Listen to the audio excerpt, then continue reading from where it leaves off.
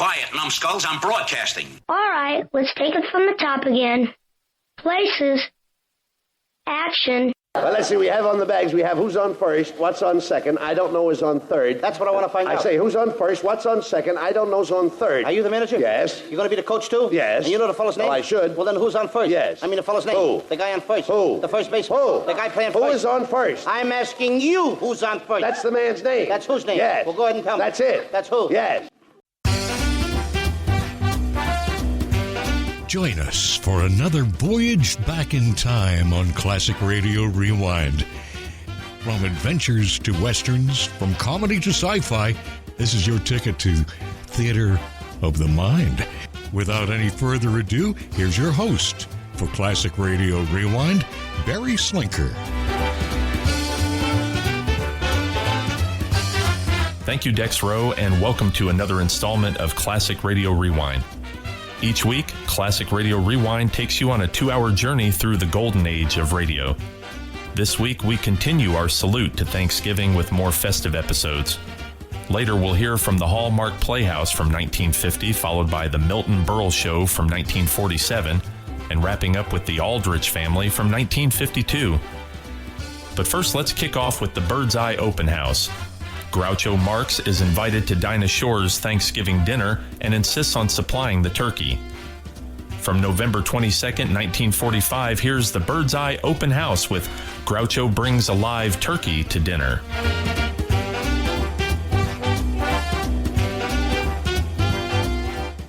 Bird's Eye Frosted Foods present Bird's Eye Open House, starring Dinah Shore with her special guest, Groucho Marx. And now here's Dinah. I didn't wanna see you again, but I did.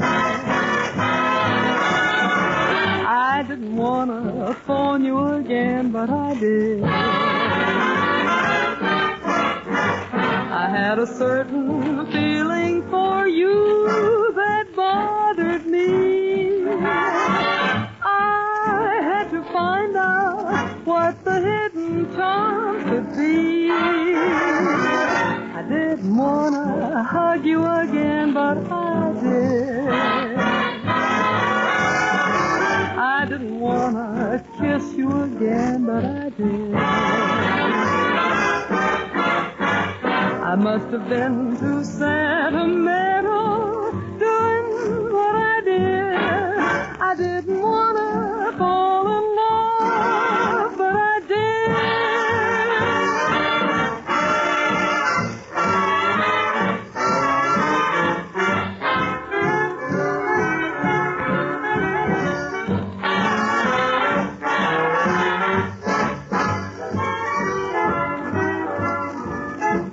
I must have been too sentimental doing what I did. I didn't wanna fall in love, but I did.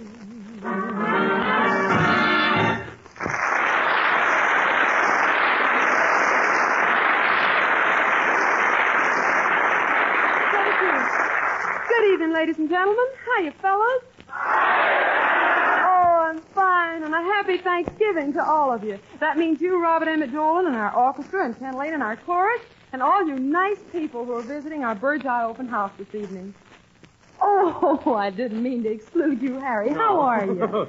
Oh, fine, and a very thanky Thanksgiving to you, darling. A very what?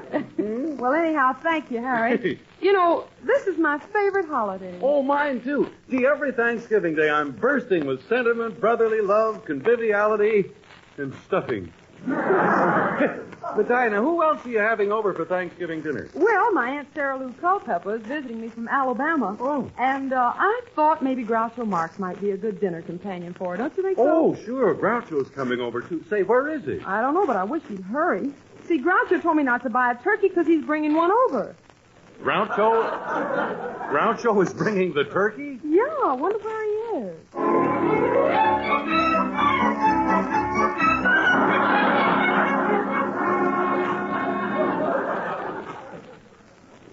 Well, I didn't win it that time. How about another chance on the turkey, Mr. Marks? Only 5 cents, you know. By all means. But what gets me, Ed, is that there actually are suckers who go into a store and pay $10 or $12 for a turkey, when you can step up to a cigar counter and win one on a punch board for a nickel. All right, Ed, I'll take another chance. Here you are. Let's see, I think I'll punch this one. Mr. Marks, congratulations. You won the turkey. Oh, I'm always lucky. How much do I owe you? $153.40. You wait right here, Mr. Marks. I'll bring you your prize. I still can't understand how a guy in his right mind would go into a store and plunk down $10 or $12 for a turkey. Ah, Groucho Marx, you're a shrewd little rascal, you.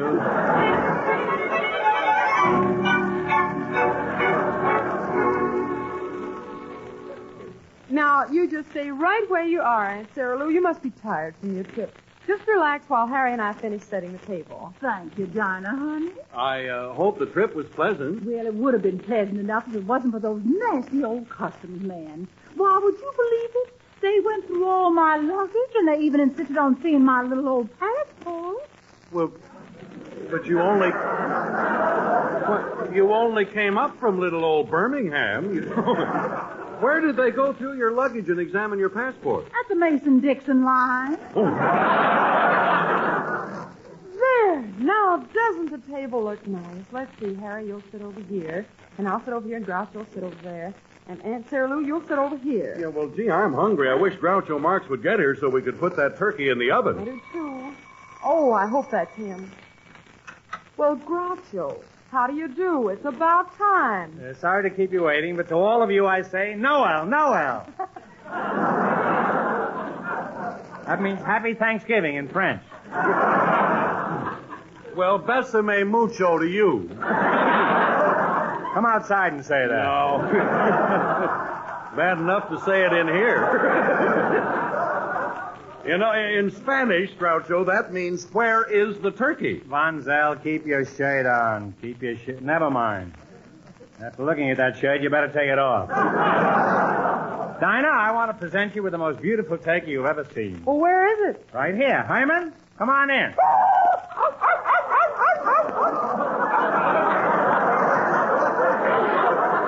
Wait till you try putting that in the icebox. Groucho, a live turkey? This is ridiculous. I don't believe it. You will if you start plucking his tail feathers. Well, how in the world... You know, this turkey looks like a fellow I used to play pool with in Pawtucket. Well, how in the world did you ever get this turkey over here? On a streetcar. Well, didn't you have any trouble? No, an old lady got up and gave him a seat. He used to be a turkey, too. Groucho, everything else is cooked. Who's going to kill the turkey? Dinah. Don't mention the word kill in front of him. It frightens him.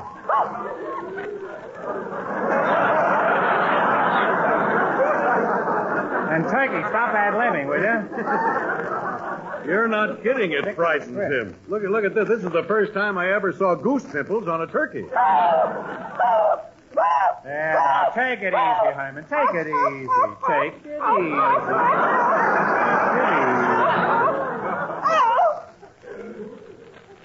Hyman, don't overdo it. Get off your knees. I'm going to eat them later.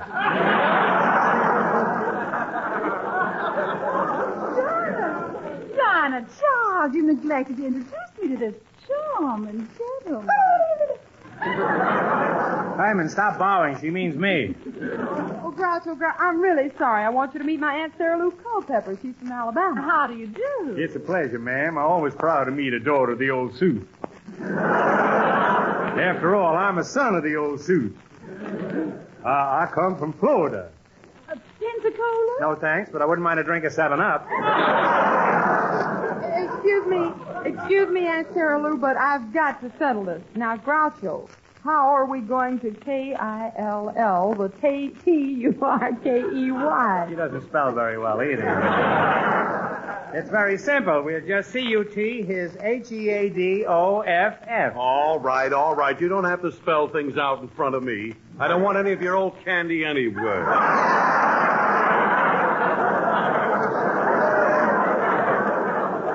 Bonzel, if you had 38 more points, you could get out of kindergarten. Now, boys, please, we've got to do something. The rest of the food is all cooked. Yeah, and if the cranberry sauce stands much longer, the taste will be killed. Harry! Just a... Harry! Harry!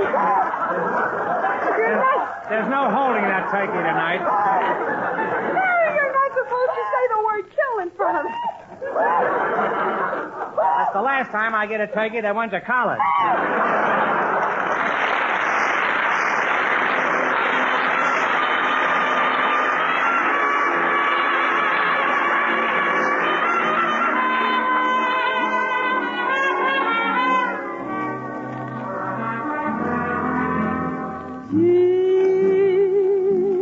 It's good to hold you in my arms. Gee, it's good to have you home again.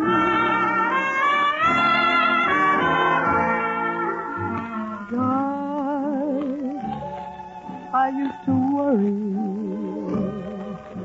when you didn't write. Waited for the mailman every day and night. Gee, it's good to kiss you. Feel you close to me. Never knew how lonesome a pair of lips could be. So hold me, hug me, kiss me once more. Hold me, hug me, kiss me like you did before. Gee, it's good to hold you in my arms again. Gee, it's good to kiss you, feel you close to me. Never knew how lonesome a pair of lips could be. So hold me, hug me, kiss me once more. Hold me, hug me, kiss me like you did before. It's good to hold you in my arms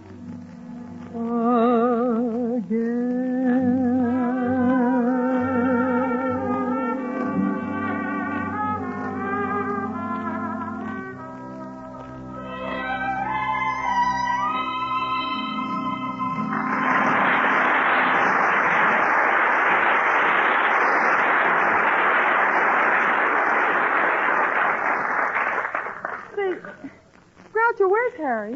He's putting Hyman in the kitchen. With that turkey in another room, we might be able to think this thing out. Oh, Harry. Harry, I hope Herman didn't make any too much trouble about being alone in the kitchen. Oh, no, not a bit. As a matter of fact, that bird is most cooperative. You know that chestnut dressing you made? Mm-hmm. He just stuffed himself with it. Well, which one of you is going to prepare the turkey for cooking? Well? Well, don't look at me. I'm so tender-hearted I feel faint when I cut the pages of a book. And what about you, Mr. Moss? Oh, I couldn't. I've learned to love Hyman. He's like a brother to me. As a matter of fact, he does look like Chico. Except there's more white meat on Chico. Well, it's up to you, Groucho. When I invited you to a Thanksgiving dinner, you promised to supply the turkey. Now... Well, I did, but I can't help it if I'm not a killer. Hey, Dinah, I've got an idea. You know, I've got connections. What about it? I'll get a mobster from out of town to pump him off. Oh, Don't be silly. Oh, and you Yankees call yourselves men. Why, that turkey's neck would have been wrung long ago in Alabama. I'll be right back. Where are you going? I just want to warn Hyman not to fly south for the winter. Oh, I'm losing patience. Something's got to be done about that turkey. Now, Groucho, I'm going to give you and Harry 30 seconds to think of something. I'd love to, Dinah, but I can't think of a thing. Hold it. Oh, wait a minute, everybody. I'm thinking of something. What are you thinking about? Green beans. Green beans. Green beans. Green beans. Green beans. Bird's eye, quick frozen green beans.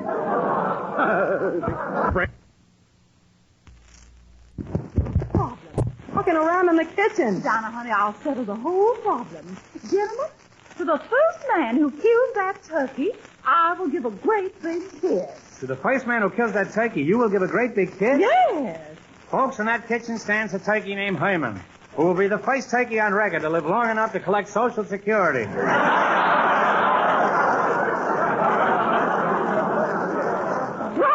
Marx! I realize you're a Yankee, but even so, I've never seen anything quite as fresh. Oh, fresh. Just wait till you try those bird's eye stringless beans. Boy, she walked into that one. Certainly did. Or any other bird's eye vegetable or fruit. They're the freshest tasting, most perfect food you ever ate. That's because the bird's eye folks really know how to grow and prepare good food. They're so careful, you know. So fussy that you can always be sure of getting perfectly delicious, clean, and uniform food all the time. Believe me, any one of those bird's eye fruits or vegetables would win first prize at a beauty contest. I can just see it. The scene is Atlantic City. As the cameras are clicking, there sits Miss Stringbean of 1945. Her shapely legs and eyes are crossed, and she's wearing a quick frozen bathing suit. Yes, and as I wink at her, she gives me the eye. The bird's eye. I'm going to get in on this racket, too. Bless your little fat heart. And my little fat bird's eye. Yes. Really, folks, if you give your food store's frosted food case the bird's eye, you're going to get some mighty good food. Because you know, if you want the better buy in frosted foods, better buy bird's eye. Look, fellas, I've just gone through the cookbook again, and it says nothing on how to cook a live turkey. Now, what are you going to do about it? Oh, if my dear, dear husband, Colonel Blodgett, were only here, he'd know how to handle that turkey. Your husband, Colonel Blodgett? Yes, we were married for 20 years. Oh, what a beautiful union. He died a short time ago. That guy didn't die. He seceded from the Union.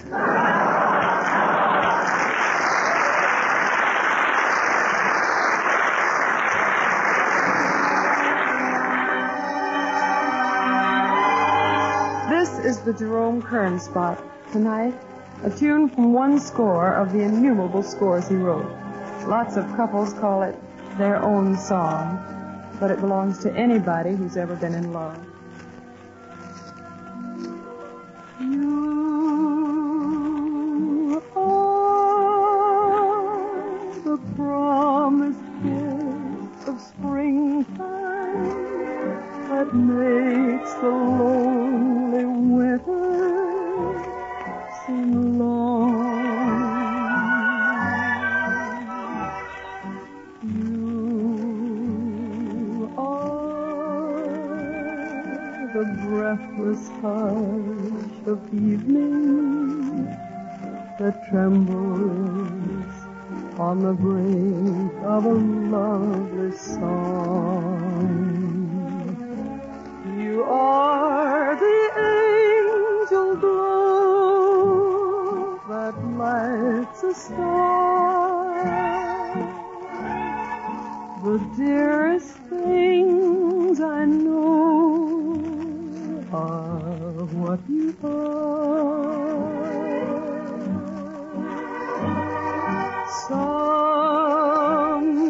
Someday my happy arms will hold you, and someday I'll know that moment divine when all the things you are mine.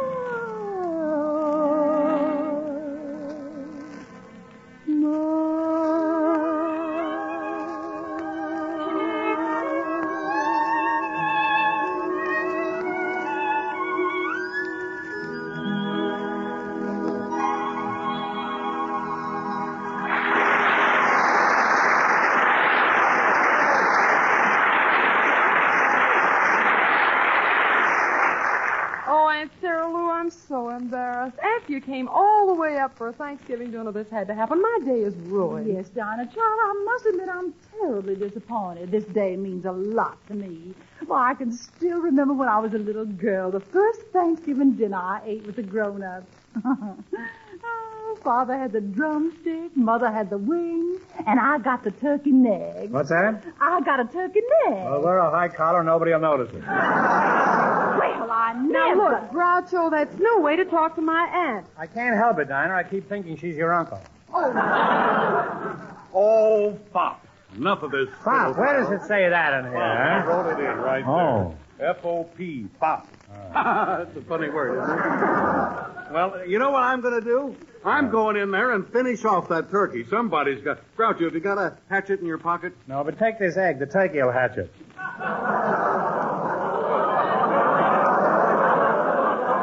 I'm not responsible for that. The turkey wrote that joke himself. Oh, Harry, I'm very proud of you. I'm glad there's one man here who has some courage. Well, thank you, Dinah. Now, I'm a-going into that there kitchen, and when I get finished, that there turkey, he'll be ready for the roasting. I'll be right back. Well, we'll all be eating soon. For Herman's sake, I hope the end comes fast.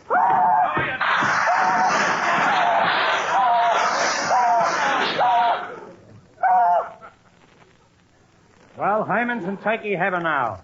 May he rest in pieces. And I wish I'd one of the pieces. Well? Thanks, old boy. Harry, are you finished? Finished? I'll say I'm finished. The darn turkey threw me 2 falls out of 3. You should have gotten a half Nelson on his giblets. Or still better, a half giblet on his Nelson. That's a two-way joke. You can have it either way you want. Gee. We insure everything around here. Nobody could handle that turkey. And to think that only yesterday Mr. Krausmeyer, the butcher, wanted to sell me a turkey, and I turned him down. Dinah, we'll have turkey yet. Give me that phone. Okay.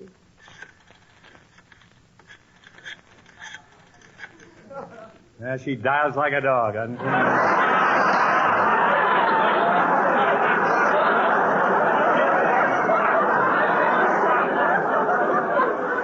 Hello? Oh, no. Hello? Hello, Mr. Krausmeyer. This is Groucho Marx. Have you got a turkey left in the shop that you could sell me? You have one? Weighs 165 pounds? Krausmeyer, take your wife off the scale. Think of your children.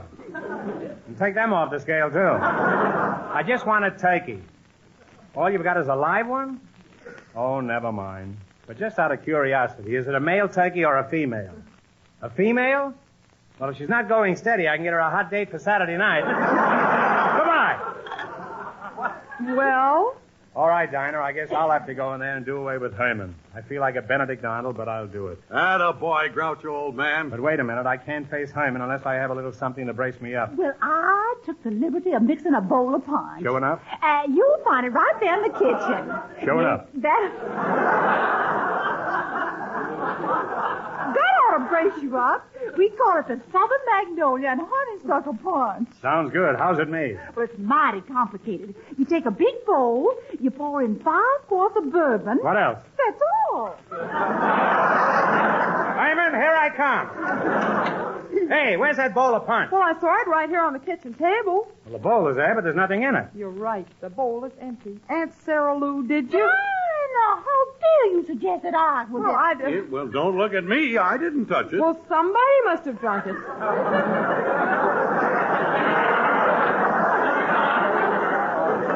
I wonder who it could have been. That's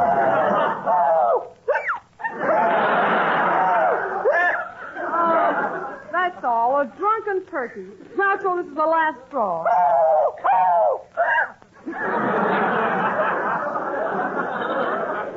After all the plans I've made for this Thanksgiving Day dinner, there's nothing for me to do but go in the corner and cry. Don't talk that way, Dinah. Why, you'd be the envy of every hostess in America. How? Today, in millions of homes, people are having plain turkey, stuffed turkey, smoked turkey, baked turkey, and roast turkey. Yes. You are the only woman in the United States who has a pickled turkey.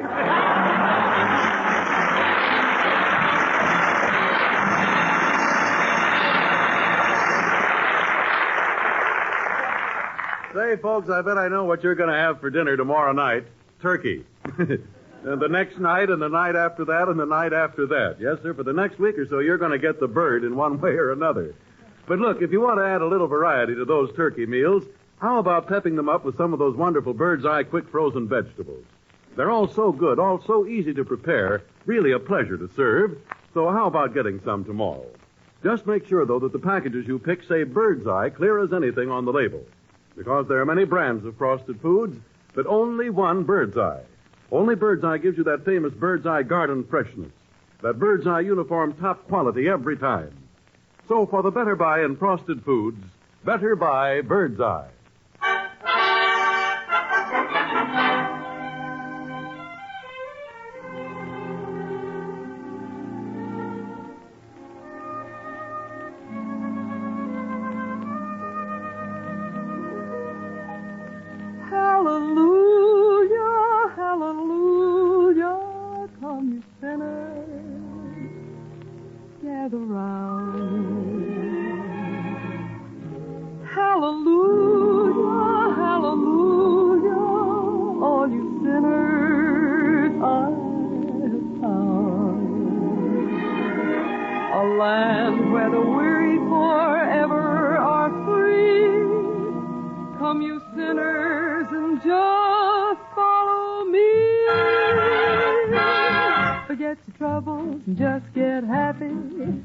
Chase all your cares away. Hallelujah, come on, get happy. Get ready for the judgment day. The sun is shining, come on, get happy. The Lord is waiting to take your hand. Hallelujah, come on, get happy. We're going to the promised land. We're heading across the river. Wash your sins away in the tide. It's all so peaceful on the other side. Forget your troubles and just get happy. You better chase all your cares away. Hallelujah, come on, get happy. Get ready for the judgment day. We're heading across the river. Wash your sins in the tide. It's all so peaceful on the other side. Forget your troubles and just get happy. Better chase all your cares away. Hallelujah, come on, get happy. Get ready for the judgment day. Hallelujah, hallelujah, hallelujah. Get ready for the judgment day. Get ready for the judgment day.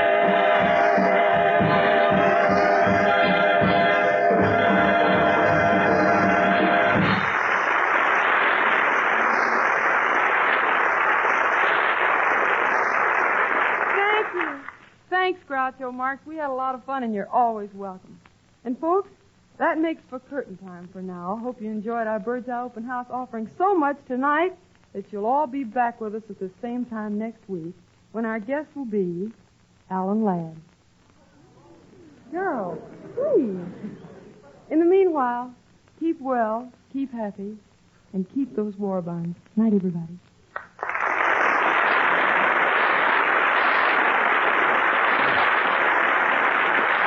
Hey, friends, next Thursday, tune in a half hour earlier to hear from our good friends George Burns and Gracie Allen, along with Meredith Wilson and Bill Goodwin. That's a half hour before our Bird's Eye Open House, starring Dinah Shore, with our special guest, Alan Ladd. Along with Robert Emmett Dolan, his orchestra, Ken Lane, the four hits, the chorus, and me, too. Groucho Marx can soon be seen in the Marx Brothers picture, Adventure in Casablanca. Bird's Eye Open House, starring Dinah Shore, is written by Howard Harris and Sid Zelinka.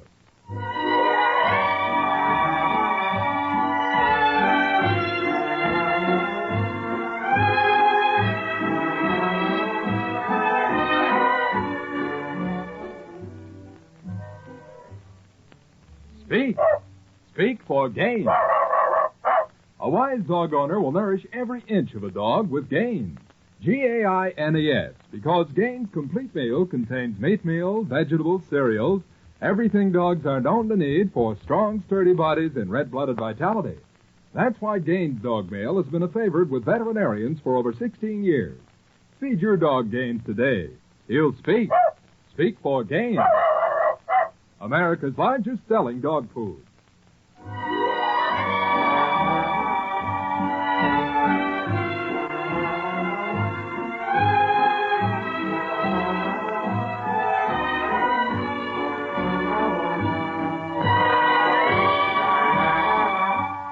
This is the National Broadcasting Company.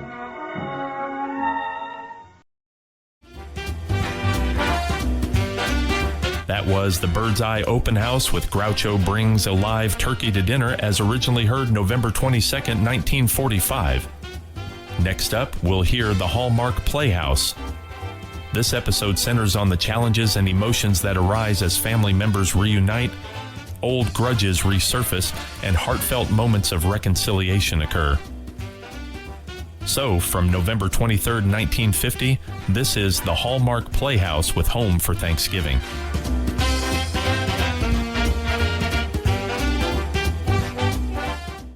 Remember, a Hallmark card when you care enough to send the very best.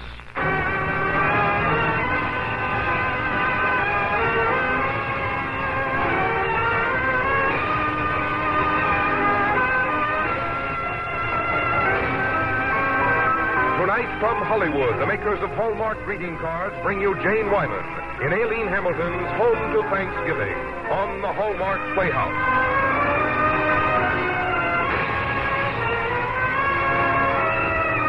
Each week, Hallmark will bring you Hollywood's greatest stars and outstanding stories chosen by one of the world's best-known authors, the distinguished novelist, Mr. James Hilton.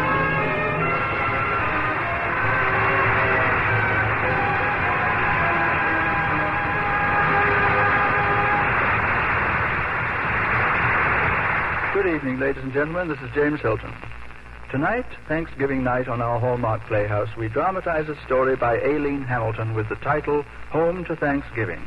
And it's appropriate not only for this reason, but because Miss Hamilton, weaving history with her fiction, brings into the story two great American names forever associated in fame and tradition, Currier and Ives. These artists, whose prints are as popular today as they were 100 years ago, gave a picture of early America, not only to Americans but to the world. Their skill captured the flavor of American family life, and this flavor is never more alive than on the festival of Thanksgiving. In our starring role, we are happy to have that distinguished actress and a true Hallmark friend of ours, Jane Wyman. And now a word about Hallmark cards from Frank Goss before we begin the first act of Home to Thanksgiving. At Christmas, as on every memorable occasion, you'll take special pride in sending Hallmark cards. Because just as for hundreds of years, the word Hallmark has been the distinguishing symbol of quality, so today the Hallmark on the back of your greeting cards is your assurance of finest quality and perfect taste. It's a symbol of quality all who receive your cards will quickly recognize and realize you cared enough to send the very best. And now, Hallmark Playhouse, presenting Aileen Hamilton's Home to Thanksgiving, starring Jane Wyman.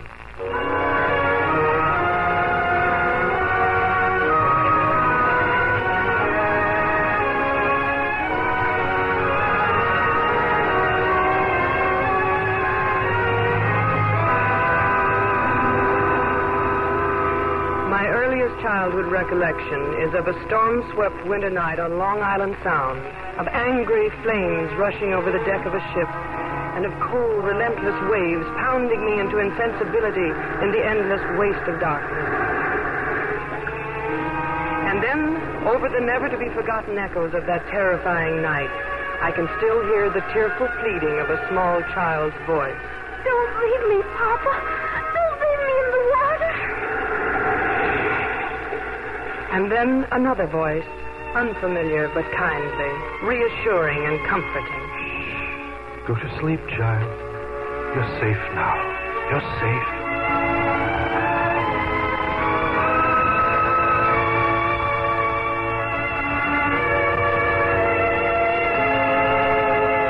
Though 23 years have passed, I still look with frightened wonder at the now famous print, awful conflagration of the steamboat Lexington. I still breathe a prayer of thanksgiving for that brave fisherman who snatched me from the waves and laid me shivering and half alive in the warm arms of Nathaniel Currier.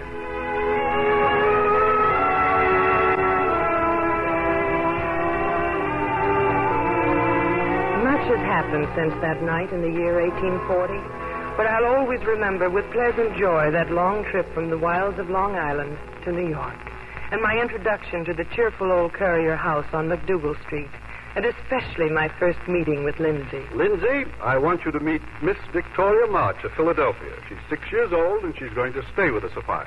So I promise her that if she's a good girl, you'll amuse her, play games with her. But Cousin Nat, why, she's a girl. What kind of games can she play? Oh, I'll play anything, Lindsay. Anything you like. Well, I'll take you up to the attic and show you my lithographic stones and crayons. They're just like the ones Cousin Nat has at the factory. You mean you draw pictures? Oh, I love to draw, too. Oh, Cousin Nat, I just know I'm going to love staying in your house. And I hope Papa and Mama don't come for me. Or at least until the day after tomorrow.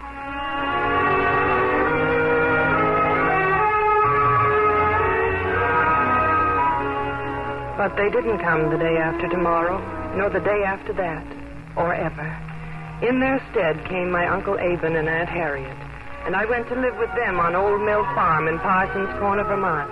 And each year, for 5 happy years, Cousin Nat and Lindsay came to visit, always in time for Vermont's autumn holiday, Thanksgiving.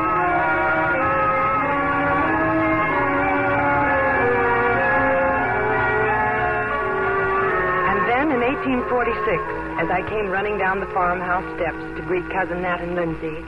Welcome, Cousin Nat. Welcome home to Thanksgiving. Well, thank you, Vicky.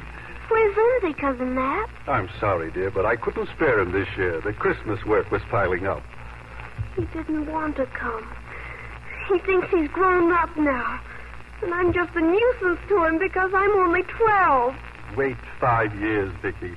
And then we'll see whether he thinks you're a nuisance or not.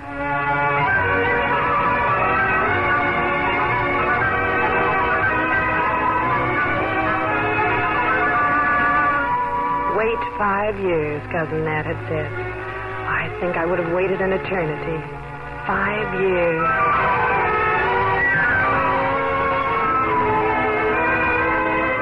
Finally, early in May in 1852, a letter came. A letter from Cousin Nat. Aunt Harriet! Aunt Harriet! Cousin Nat is giving a ball for Laura at the Astor House. It's their 5th wedding anniversary, and he's invited me. He wants me to stay with them for a while.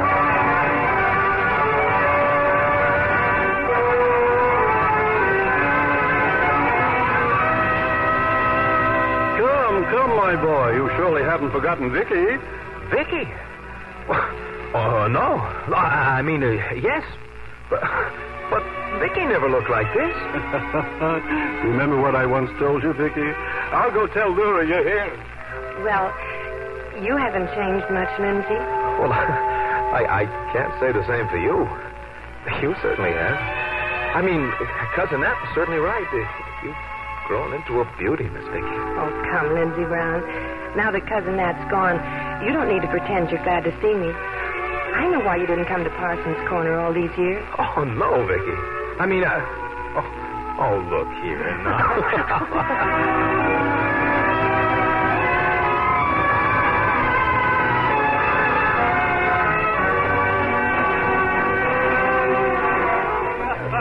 Oh, Lindsay, isn't this just too wonderful? To be dancing to the great Professor Herman's Viennese ensemble in the grand ballroom of the Astor House. It's almost like a dream, isn't it? Dream come true. Oh, Vicky, these last 3 days have been like paradise.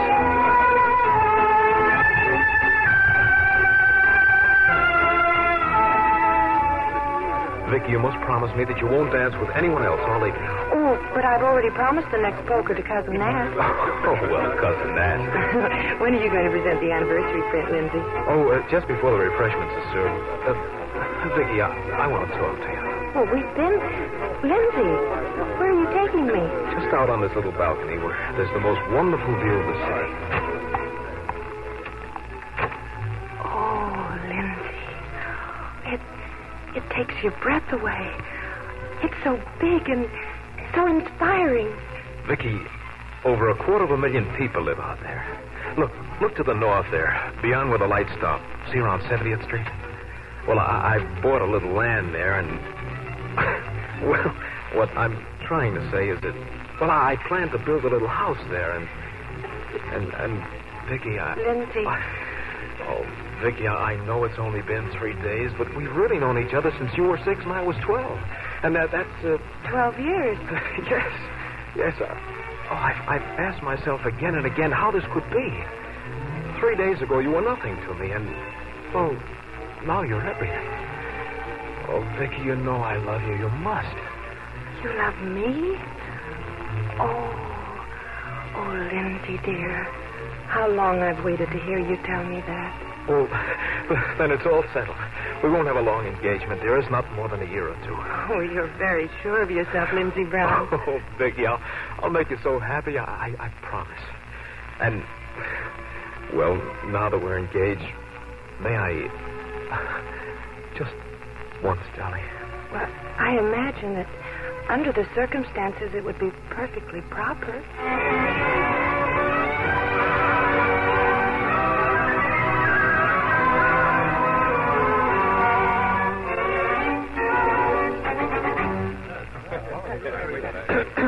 And so, Cousin Nat and Laura, to commemorate this happy anniversary, the entire office staff of N. Courier has gotten together and prepared this special print entitled The Road Winter.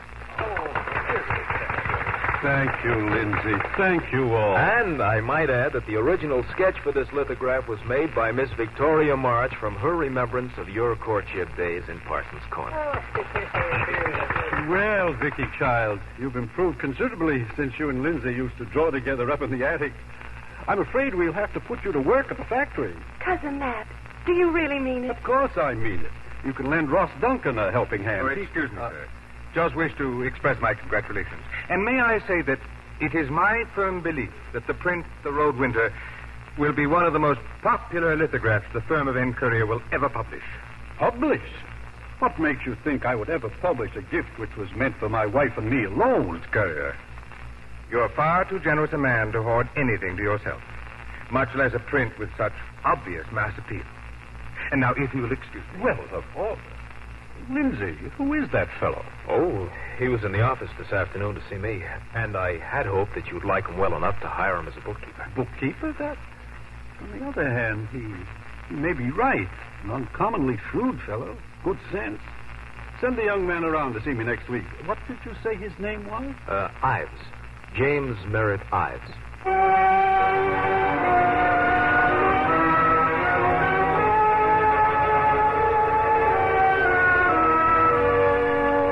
And so I went to work for Cousin Nat at the factory on Spruce Street.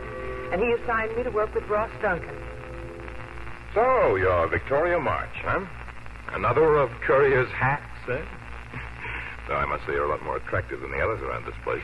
Cousin Nat has informed me that you have a Hudson River canvas which he wishes me to help you finish. May I see it, please? My dear Miss March, I don't carry my paintings around with me. And furthermore, an artist, unlike a hack, works only when the mood strikes him. And you're seldom in the mood, I understand. But you take money from Uncle Nat just the same. I care nothing about his money, but I do care most intensely about my art and my career. Anyone who wants to succeed has to care, and I wouldn't let anything stand in the way. Not anything. I see. Then you have no intention of working on the Hudson River canvas today, Mr. Duncan? On the contrary, Miss March, I have every intention. Put on your bonnet. You're going to Peekskill with me right now. You can sketch in the background for me while I do the figures in the foreground. Well, really, Mr. Duncan, Are you coming or aren't you? Well, all right. Excuse me while I get my... No, you won't need it. It's going to be a beautiful day. Come along.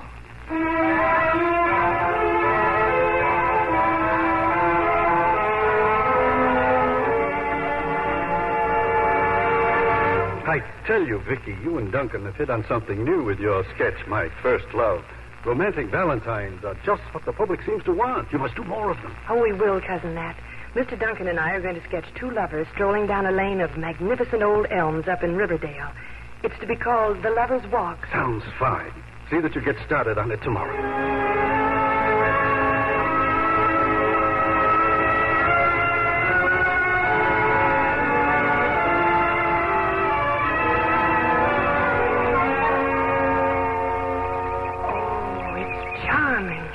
Those beautiful, beautiful old elms. The blue sky and the shadows on the lane. Oh, but I just can't. Somehow, I just can't seem to get it. What's the matter, Vicky? Don't you feel like painting? No. Vicky? Would you miss me if I were to go away? What'd you think of me? Are you planning on leaving soon? I'm sailing for Europe day after tomorrow. Oh, I see. I have to. To study, to work seriously. I'm not the kind who can go on like this doing hack work for Courier. Someday I'm going to paint one or two pictures that people will really want to look at 100, 200 years from now. But why Europe? Why? Well, you see, this is my chance, Vicky. And not even you can stop me. I? Why should I try to stop you? What you do is certainly no concern of mine. Isn't it, Vicky? Isn't it? Please, Ross. Why are you afraid? You love me, Vicky. Love me as completely as I love you. Oh, no. You forget that I'm going to marry Lindsay. If I asked you to, you'd give him up. No, please. Ross, we'd better go. Please. Don't be an idiot. Go on back to your sketching. When you can't live another moment away from my arms, you'll come to me. Until then, I can wait, Vicky. I can wait.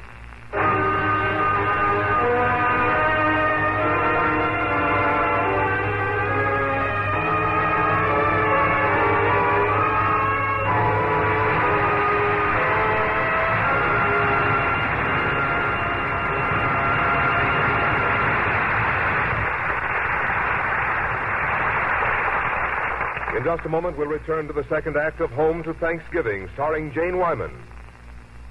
Home to Thanksgiving. How beautifully Currier and Ives have helped us visualize America as it was when they were making their famous prints. Each one we look at seems to help satisfy that yearning for home we all get around the holidays. If you would like to send Currier and Ives prints to your friends this Christmas, you'll find authentic reproductions in the Hallmark Christmas card collection. There's another artist in the Hallmark Gallery Artist series you should see, for she has that same ability to take us back to other Christmases in other years. It's Grandma Moses.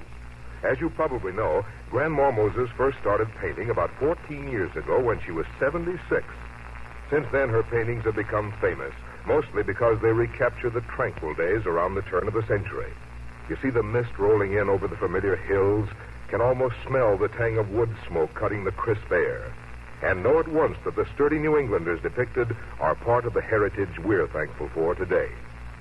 In addition to Christmas cards of Currier and Ives and Grandma Moses, you'll see many familiar and famous names represented in the Hallmark Christmas card collection. There's Winston Churchill, Norman Rockwell, Peter Hurd, Alex Ross, Edgar Guest, and many others. By all means, see the Hallmark collection tomorrow. There's still time to have your name imprinted on the design you select. And remember, there's a special welcome for the Christmas card with the Hallmark on the back, for it says you cared enough to send the very best. Now back to James Hilton in the second act of Home to Thanksgiving, starring Jane Wyman.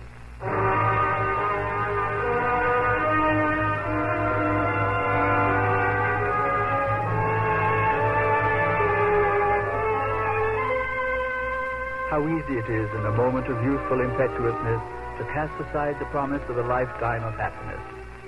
Vicky was only 18 then, and Ross Duncan seemed to hold her in a spell.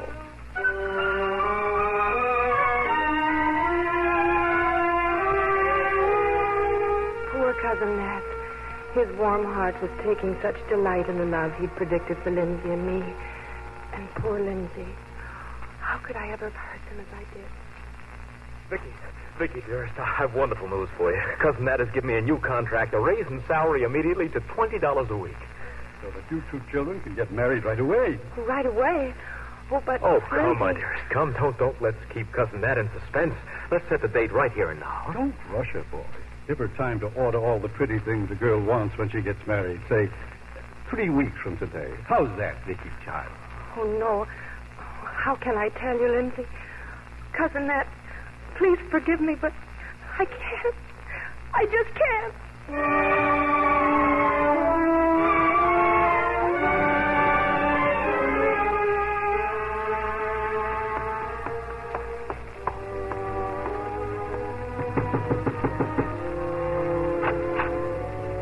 Vicky. I don't know what made me, but I had to come. Oh, Ross. You love me, Vicky. Yes, I love you. Oh, Vicky, my own, my own. Darling, how can you ever love me after what I've done to Lindsay? I do. That's all I know, my darling. Ross, you won't leave me now, will you? You won't go to Europe? Oh, Vicky, it's only for a year or so. It's my chance. Don't you see? It's my chance to do something really fine. To make you proud of your love for me. Well, then take me with you. I'll go anywhere to be near you. No, darling, it's no good. I need freedom, space, time. I've been hedged in by Courier. Now, I won't be hedged in by... Ross. Oh, Vicky, surely you can see. Hedged in? By me, Ross? Why, I thought I would be a help to you once we were married. I thought you and Vicky, I could... don't you understand? It would only destroy our love, put shackles on it. We'd be living in a false paradise, deluded by a false joy. It could bring you nothing but unhappiness. I see. I'm sorry I came here, Ross. I think I'd better go now. Vicky, don't leave me like this. Goodbye, Ross. Vicky!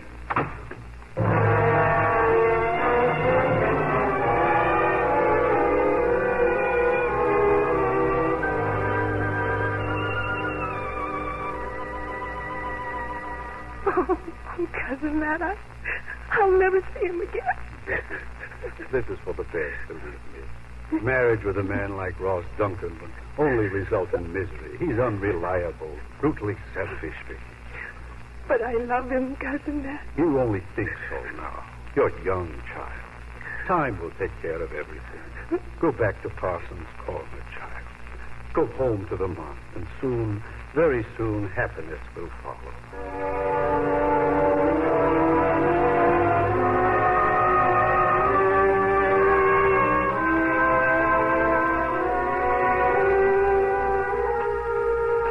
When the train left for Parsons Corner the next morning, I was on it, feeling hopelessly alone and defeated. Cousin Nat was right, for Lindsay was soon to follow. And the next year, on Vermont's Thanksgiving Day, we were married at Old Mill Farm.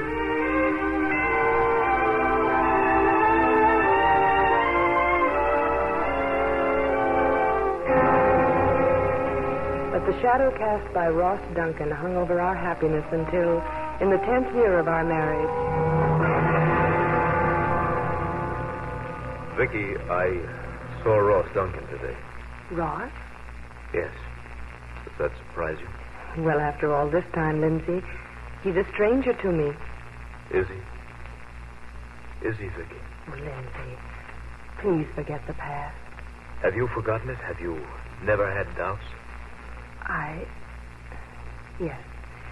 Yes, I have, but never for myself. Only when I've seen uncertainty in your eyes, Lindsay. Only then have I known what torture was in your heart. Then, for my sake, for the sake of our little daughter, Natalie, and for the sake of our future together, once and for all time, the light of day must be shed on this doubt. Vicky, I want you to see Ross Duncan once more. See Ross? Yes. You must, Vicky, you must. Don't you see it's the only thing that'll save us, that'll prove now and forever that we are secure? Oh, Vicky, my dearest, am I talking like a fool? No, Lindsay. No. I will go. I will see Ross. But believe me, it will have no effect on my heart.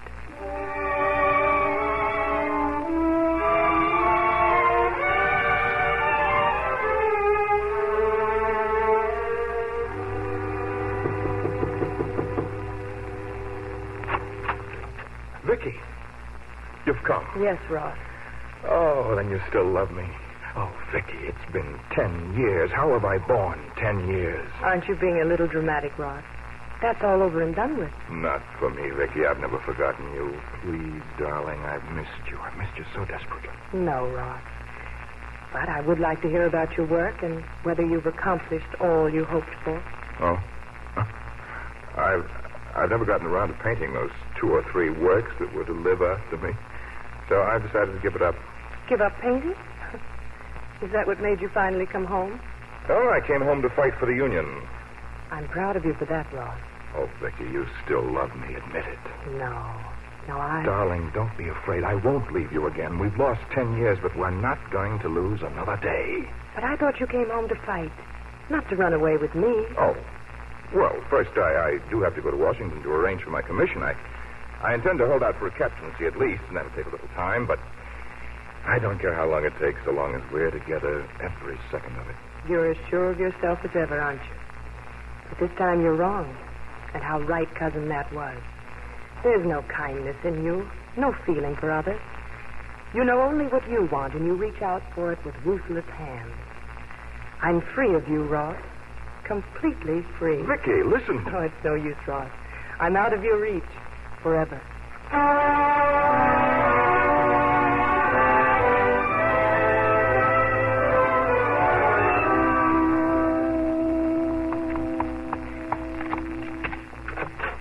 Lindsay! Vicky. Oh, Vicky, my dearest. Can you ever forgive me for putting you to such torture? Oh, he's vile, Lindsay, loathsome and selfish. But I'm glad you made me see him. We're free, darling. Completely free of any doubt. Well, I'm certainly glad to hear it. Well, Cousin Nat. Though I can't say that I ever had any particular doubts myself. And I have great news, children. Mark this date well. Mark it well. October 3rd, 1863. Today, President Lincoln has proclaimed the last Thursday in November to be a national holiday of Thanksgiving. Well, that is great news. What a great, good man the president must be to ask the nation to give thanks to the Almighty, while his own heart bleeds more than any other. Yes, war news is not too comforting. But you almost made me forget the real reason of my visit. Have a look at this. Why, Cousin Nat, what is it? I was going to keep it as a surprise to you on your 10th wedding anniversary this Thanksgiving, but now I would like your permission to issue a print of it, commemorating the first National Thanksgiving Day holiday. Our permission? But why should you... Why, Lindsay, that's Old Mill Farm. So it is. And there's Uncle Aben on the porch. Greeting. It's you, Lindsay. And there you are, too, Vicky. And Aunt Harriet. Oh, in the doorway with little Natalie in her arms. Oh, Cousin Nat. I had George Drury do it just for you.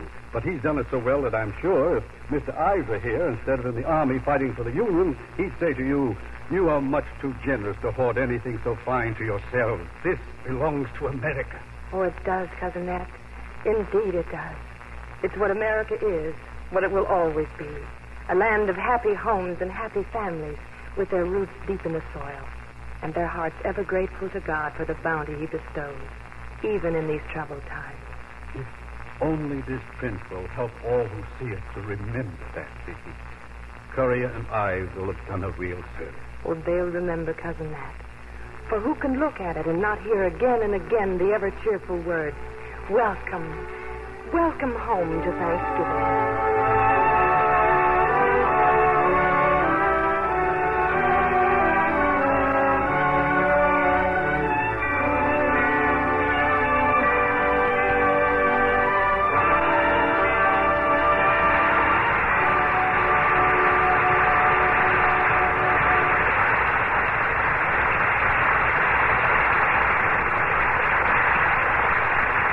Jane Wyman and James Hilton will return in a moment. Today, on Thanksgiving Day, we as a nation acknowledge our supreme dependence on Almighty God. Perhaps this year, more than ever, we should reaffirm in our minds and hearts, as well as to the rest of the world, that our democracy rests on the truth that all men are created by God and have the same dignity and value in His eyes. So on this Thanksgiving Day, I hope you'll join me in a prayer of thanksgiving.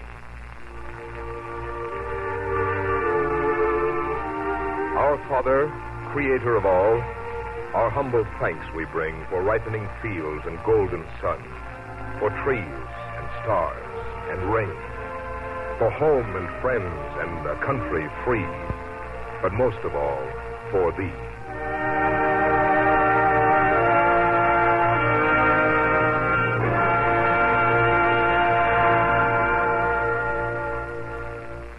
Thank you, Frank Goss. That was nourishing to the heart. And so also, Jane Wyman, was your performance on our special Thanksgiving Day program. Well, it was wonderful to be here and share this holiday with you, Mr. Hilton. And I, too, thought the Thanksgiving message was most inspiring. I'd love to have a copy of it. May I, please? We'll see that you get it, Jane. And now, from all of us at Hallmark Playhouse, from the makers of Hallmark cards, from Bill Gay, our director-producer, Lynn Murray, our music director, Axel Grunberg, who adapted tonight's story, Frank Goss, our announcer, Jane Wyman, and from me, James Hilton, our sincere greetings to all of you at home on this day of Thanksgiving. May I invite you to hear us next week when we present Irving Anthony's Decatur, the inspiring story of one of America's great naval heroes. And to the role of Stephen Decatur, we shall be proud to welcome one of Hollywood's finest young actors, Richard Widmark. Until next Thursday, then, this is James Hilton saying good night.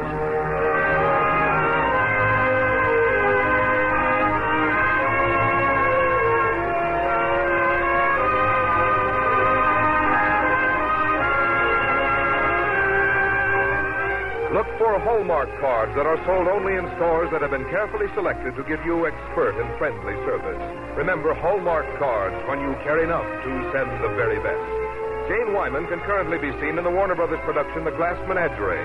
The part of Lindsay was played by Tony Barrett, Ross Duncan by Lamont Johnson. This is Frank Goss saying goodnight to you all until next week at this same time, when James Hilton returns to present Richard Widmark in Irving Anthony's Decatur. And the week following, O. Henry's The Third Ingredient, starring Ann Blight. And the week after that, Mildred Cram's The Promise on the Hallmark Playhouse. This is CBS, the Columbia Broadcasting System.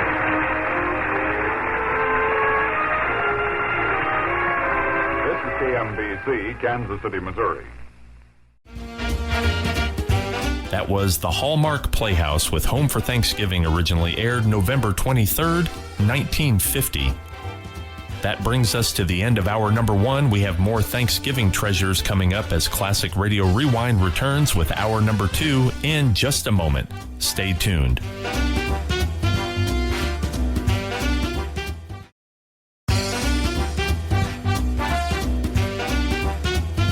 Welcome back to Classic Radio Rewind, and we begin hour number two with the Milton Berle Show.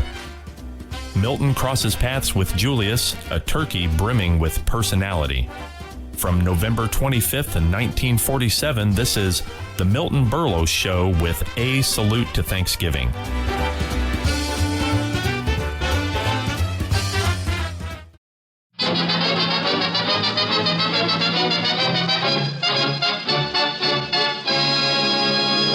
Make no mistake, of all leading cigarettes, one and only one is recognized by eminent nose and throat specialists as definitely less irritating.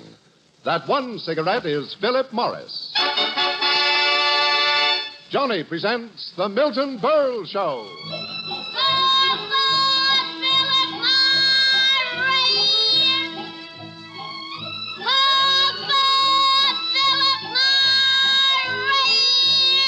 Here comes Johnny, ladies and gentlemen, to remind you.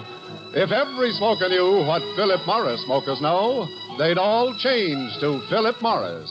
Yes, they'd all...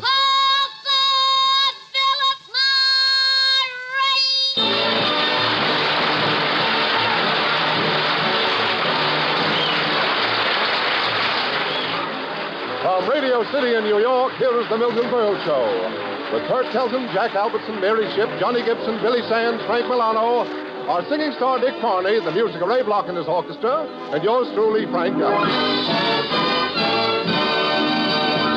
Ladies and gentlemen, this is Thanksgiving week when we give thanks for so many wonderful things. That's right. You will now hear Milton Berle for half an hour. Let us give thanks it is not a whole hour. And here he is, Milton Berle.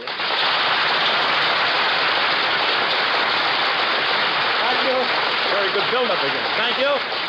And good evening, ladies and gentlemen. Mr. Gallup, what a week this has been. There hasn't been so much excitement since the day they picked up my option, dropped it, picked it up, dropped it, picked it up. I'm the only actor who has a contract written on a yo-yo. Contract written on a yo-yo. That was nothing. What a week. What a week this has been. First there was the royal wedding of Elizabeth and Philip, and what a wedding cake they had, 20 feet high. And standing on top of the cake, they didn't have the ordinary little wax figures of a bride and groom. They had the real thing, Tex and Jinx. Bob hoped he was in England. How do you like that? They ask us for gold, and all we can give them is hope. They ask us for gold, and all we can give them is hope. Look, I don't mind if you don't laugh, but don't hit the ushers. They had nothing to do with the script. Honest. Burl, will you cease this inane chattering and get on with our Thanksgiving program? You're right, Mr. Gallup. This is Thanksgiving week when we should all count our blessings. What have you to be thankful for this year, Mr. Gallup? Nothing. Nothing? Why, you... That was nothing. You have loads of things to be thankful for. First, you should be thankful that you're alive. No, let's start with something we're sure of. I'm gaining on you. You should be thankful, Mr. Gallup, that this year you became associated with Milton Berle on a big program. Thankful? Yeah. Did you say thankful? Well, yes, Mr. Gallup. Should I be thankful that since I've come on this program, I've been ostracized by my former friends in the musical world? But, Mr. Gallup... I, the only man Jose Iturbe ever trusted to adjust his piano stool. Well, I know. I, who used to go on drinking parties with the Budapest String Quartet whenever they needed a fifth. Mr. Gallup, you mean all that is gone? Gone. Thanks to my association with you. Today, every time I pass Carnegie Hall, music lovers yell, "There goes Frankie the Fink." Well, that's terrible, but after all, Mr. Gallup, being on this program has given you new interest. You've learned a lot from me. Yes. From you, Burl, I've learned to read a racing form while chalking a cue stick in a pool room. Look, Mr. Gallup. I've learned the correct procedure of blowing on the dice in order to make a 9 the hard way. Mr. Gallup! I didn't realize what this life was doing to you. Honestly, I'd hate to see you go, but you're right. Give up this program before it's too late. Go back to your old friends, Deems Taylor, Yasha Heifetz, Leopold Stokowski. Those squares? Mr. Gallup! Gee, I'm touched. You're willing to give up your musical reputation just to stay on this program with me? Burl, let me confess. What? I have at last found here on this program with you the one thing I've been seeking all my life. What is that? An easy buck.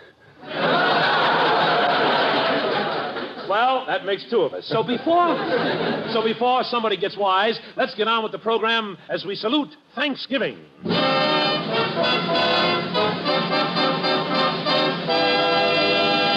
Thanksgiving, gem of the autumn season. Autumn when the frost is on the pumpkin. Pumpkin, merry symbol of Halloween. Halloween, happy holiday before Thanksgiving. Thanksgiving, gem of the autumn season. That year went fast, didn't it? Want to go round again? Thanksgiving, gem of the gem of... Burl. I'm giving you new lines. Gem.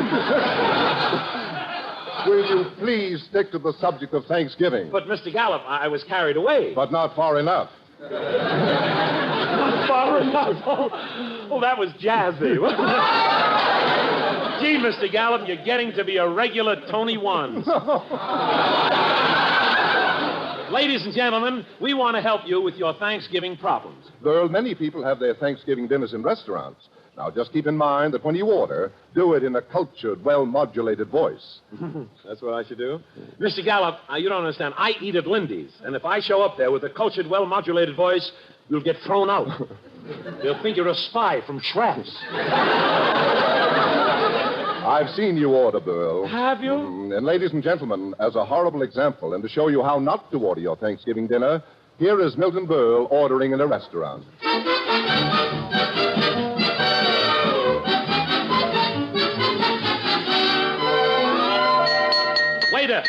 Waiter. Okay. What'll it be? The Thanksgiving turkey dinner? No.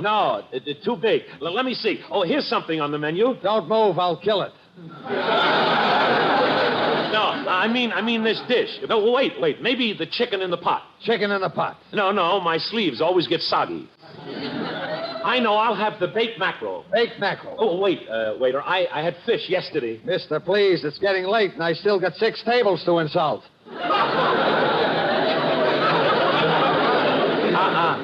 You know, waiter, suddenly I got a yen for rutabaga. You know, mister, suddenly I got a yen to be dancing on the French Riviera with Hedy Lamarr. But that's life. No Hedy Lamarr, No rutabaga. What do you want? Okay, I'll take the tomatoes. Tomatoes. Stewed. But not too stewed. I'll bring the order. Oh, well, wait. I guess I should have some potatoes. You should have poison. Now, look, wise guy, I didn't come in here to be insulted. You didn't come in here to eat either. Okay, just bring my order. I'll do that for you. Good. Now, will you do something for me? What? Drop dead.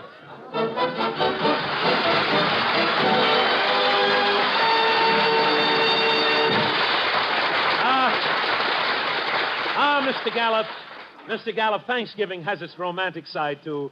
Can any man forget how important Thanksgiving was? When you took that one and only girl to the Persian room where that Frenchman, Jean Sablon, used to sing in Armenian. He used to sing, Arms across the Tiber, while the lads salute. I held my lips to your fingertips and told you that I love you so.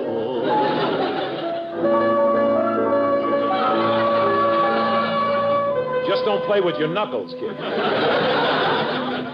Cynthia. Golden memories of Thanksgiving dinner with Cynthia. Yes, hands across the table. Cynthia, your hands were always across the table, eating off somebody else's plate. Remember, Cynthia, that night I took you to Thanksgiving dinner at the swanky El Morocco? Lovely Cynthia. Even in those days, you had the new look. You used to sell them from your newsstand. Too bad you had no life. Too bad you had no life. I'll give you time. Smart. My writers should be doing it. Smart, sophisticated Cynthia. No one could wear a large diamond the way you did. Set right in the hole in your head. Oh, that's a good one, isn't it? Remember when we sat down and I reached over to take the fur off your neck, how you screamed? I didn't know it was growing there.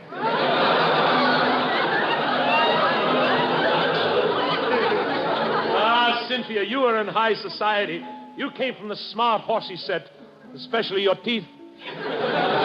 They were the horsiest set I've ever seen. I'm only kidding. Your teeth were pearls. And the next time you see Pearl, give them back to her. And they say, in a little way, else that you belong to me.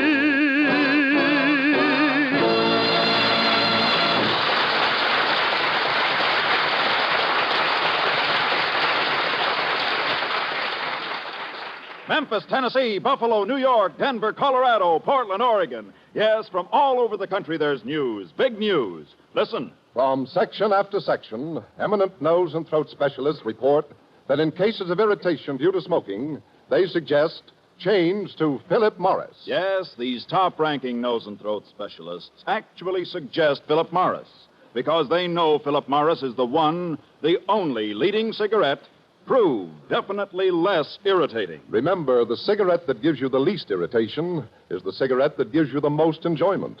After all, it's pleasure, deep, rich pleasure that counts in smoking. And the full measure of smoking pleasure is yours to enjoy day in, day out in Philip Morris. That's why we say, if every smoker knew what Philip Morris smokers know, they'd all change to Philip Morris, America's finest cigarette.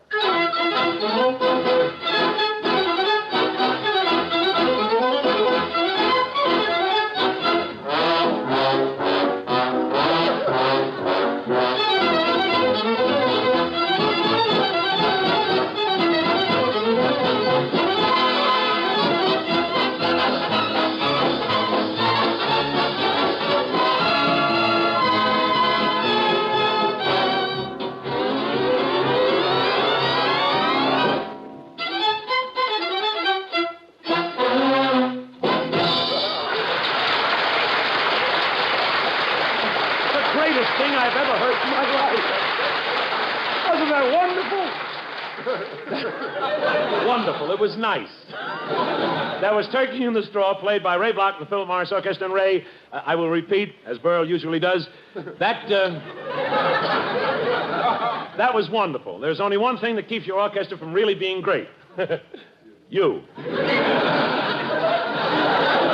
Good old Ray. Every week I kid around and make insulting cracks about the music. Well, tonight, Ray, I'm not kidding. And now, as we continue our salute to Thanksgiving, we present Thanksgiving Forum tonight. Thanksgiving Forum tonight. The question: which has been in more turkeys, oyster dressing or Milton Berle? Oh, what a blow for Princess Elizabeth. Thank you. Let us commence with questions from the audience. Let's start with this gentleman in the third row warming his feet in the pockets of the man in front of him. Yes, sir? Mr. Berle, I'd like you to come to my house. I didn't hear what you said, sir. I said, Mr. Berle, I would like you to come to my house Thanksgiving. I'm having friends for dinner. Well, thank you. Are you having turkey? No, I'm having friends. I'm a cannibal. Thank you. Let's hope you don't have half-baked friends. Let's go on. All right, this young man with his head caught in the subway door. Young man, what is your name? My name is Prince Philip.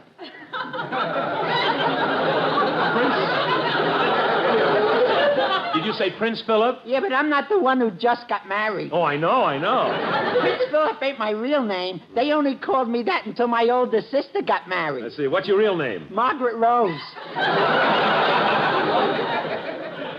All right, Maggie, you have a question about Thanksgiving? Yeah, I'm a soda jerk. Why can't I have Thanksgiving Day off like everybody else? Well, Why do I have to work while everyone else is having a good time? That's not... What's the matter? Ain't I a human being? Don't I enjoy a holiday? Yeah, but I'm... Oh, sure. Why do you care if I'm working as long as you're stuffing your fat face? Come Now, on, look, put a harness on me and work me like I'm a mule, why don't you? But Put me in chains, and when you're gorging yourself, throw me a bone. Please. Ah, shut up, you dirty slave driver.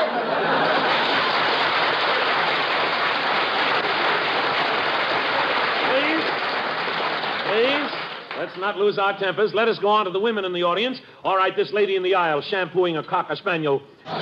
Young lady, what is your name, please? Tallulah Feeney, I'm a homemaker.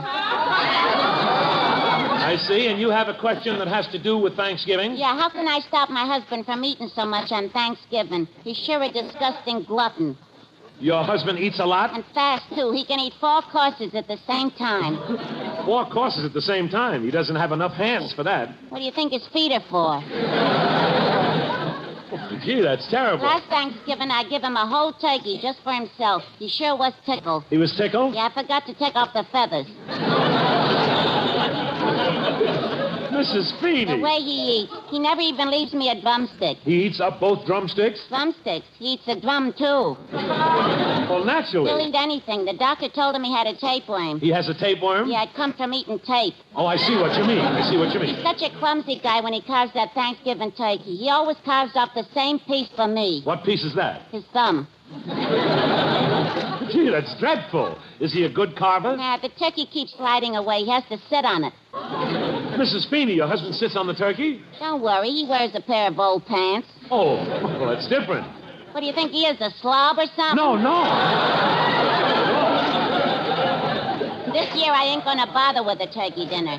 I got my husband a big fat pig. Your husband likes to eat pig? He ain't gonna eat it. He's gonna eat with it. Oh, thank you very much, Mrs. Feeney. Thank you.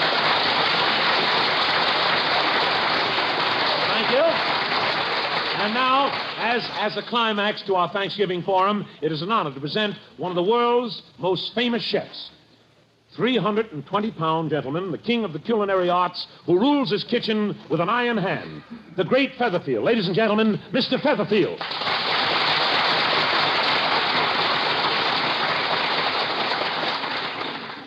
Thank you, Mr. Berle.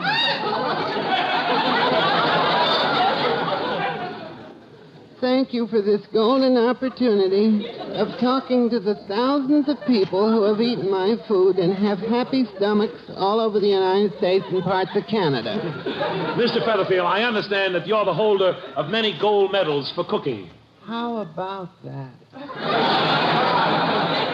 I don't know. Mr. Berle, I just won a $1,000 prize for my latest dish. I see. What is it like? It's heavy meatballs flanked by pork sausages, garnished with salami ends, all resting in a steaming nest of chili. I call it the Featherfield Atomic Bomb. Well, who gave you a $1,000 prize for inventing that? The makers of Tums.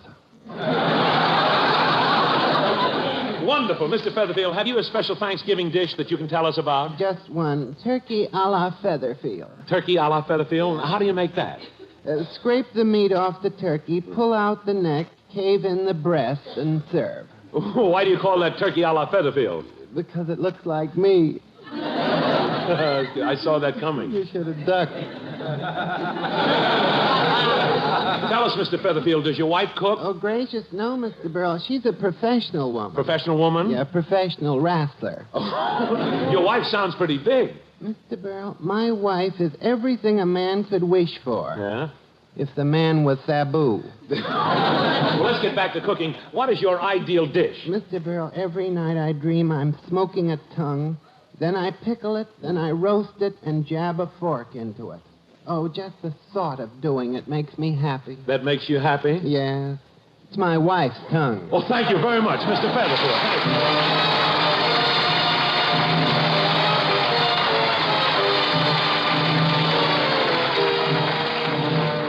And here's our young singing star, Dick Farney, to sing...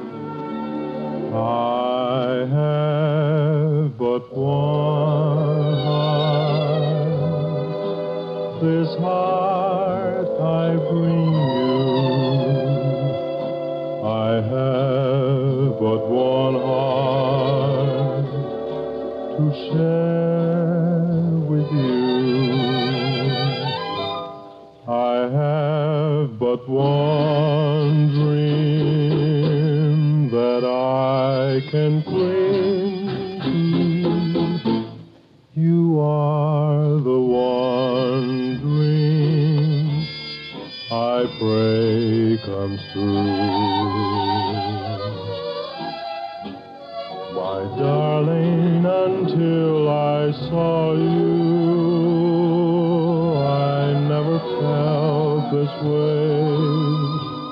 And nobody else before you ever has heard me say you are my one love. My life I live for you. I have but one heart to give to you.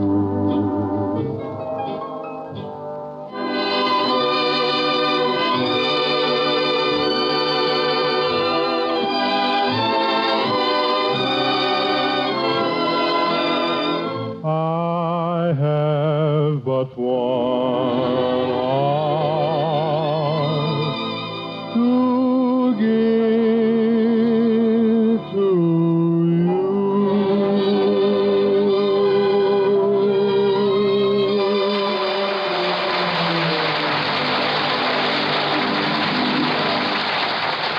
How about that? Wonderful, Dick Farney. Isn't he swell? What a voice. No wonder they're beginning to call you the new Georgie Jessel. I'm not sure, Dick, but I think you can sue. Mr. Gallup, did I ever tell you what happened at my house last Thanksgiving? No. Would you like to hear about it? No. Oh, okay. You talked me into it. Here's what happened, Mr. Gallup. It was last year, and I'll never forget, it was about a week before Thanksgiving. My wife and I were home.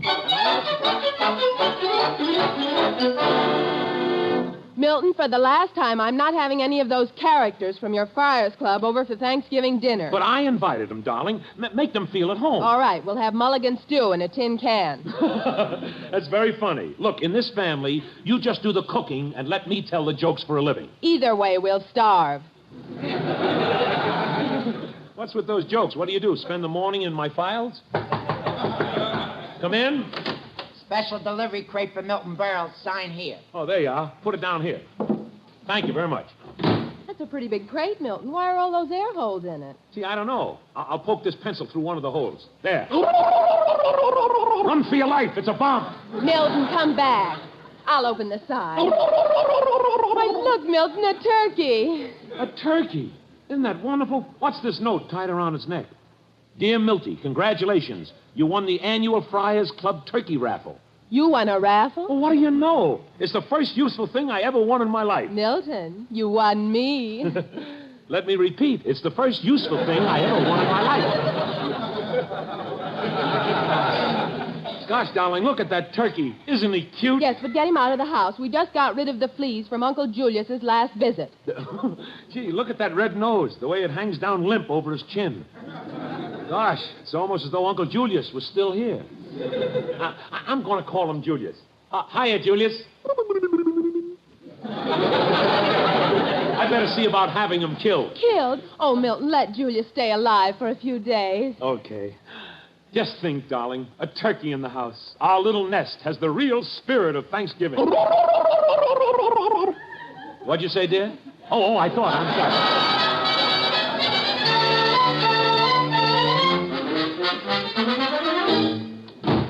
Hello, dear. Hello, Milton. Well, dear, tomorrow's Thanksgiving, and... Darling, what's that? You're knitting. It's a little garment. Yes, Milton. Oh, sweetheart, you didn't tell me. Oh, God, this is wonderful. Darling, you better lie down. Milton, stop getting excited. But you're knitting. It's a sweater for Julius. A sweater for a turkey. My toes are hanging out of all my socks, and she knits sweaters for turkeys. But Julius is different. He has a real personality. That's probably the part I'll get tomorrow. Isn't he cute over there, sleeping on my camel's hair coat? Oh, brother, wake up, Julius. Julius, wake up. Oh, boy, look at those drumsticks. Wake up, Julius. In a little while, you're going to get taken away by the butcher. The butcher? Now, look, darling, for a week you've been stalling me now. A turkey is born just to be eaten at Thanksgiving. Milton, I've made up my mind. We're not killing Julius. Well, we can't keep him. Well, why not? We can raise little turkeys. Let's get Julius a wife. A wife?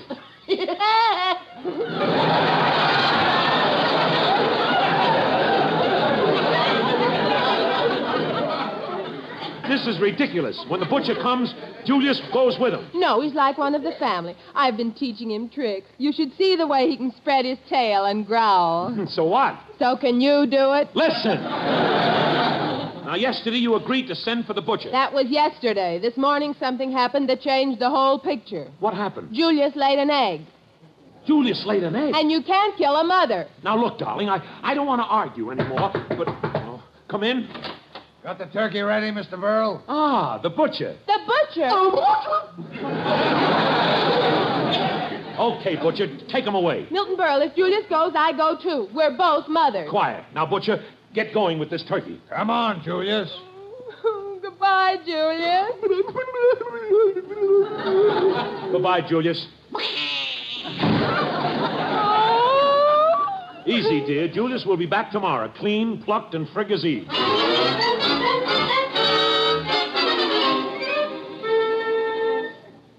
Here are the sweet potatoes, dear. The butcher should be bringing the turkey any minute. Oh, boy, will those guys from the Friars have a treat. That must be the butcher now. Get out the roaster. Come in. Hello, Mr. Berle. Well, where's the turkey? Come in, Julius. Julius, you've come home. Butcher, I paid you to kill him. Mr. Berle, I've been killing turkeys for 20 years. But Julius is different. That personality, those thrust and blue eyes, I just couldn't do it. You hear? I couldn't do it. Now, wait a minute. Oh, here's your money. Here's your money. Do your own murdering. I couldn't do it. I couldn't do it. I couldn't. He couldn't do it, eh? Well, I'm gonna. People are coming here for turkey, and they're going to eat turkey. Milton, put down that poker. Come here, Julius.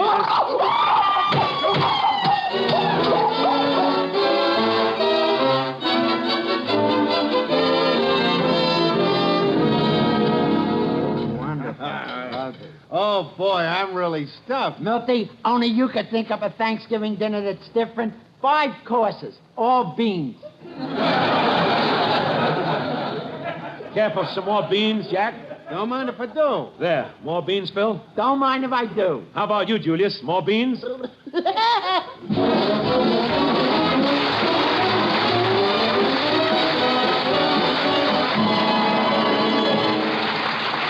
Thank you. I'll be back in just a moment. In the meantime... Remember this. You're twice as sure of twice the pleasure when you smoke Philip Morris. And here's why. First, you enjoy the pleasure of smoking the world's finest premium tobaccos, mellow and mild and superbly blended. And second, you enjoy the extra pleasure of smoking the one, the only leading cigarette recognized by eminent nose and throat specialists as definitely less irritating. Yes, you're twice as sure of twice the pleasure when you smoke Philip Morris. So next time you call for cigarettes, call for Philip Morris. Made in America, by Americans, to please American tastes. Very, very well said. Thank you, ladies and gentlemen. That about winds up the mad capering for tonight. And on behalf of my sponsor, Philip Morris, and the rest of our cast, may I wish you a very, very happy Thanksgiving. And this Thursday, as you're having your big Thanksgiving dinner, think of the one who made it all possible. That's the one. Good night, ladies and gentlemen.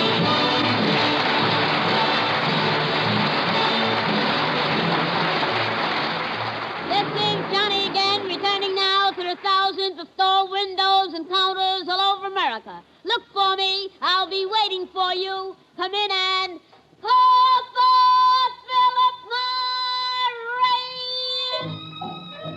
Call for Philip Morris.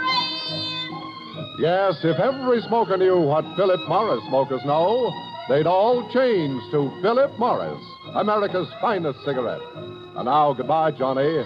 See you next Tuesday, same time, same station, when Philip Morris will again present the Milton Berle Show. Until then...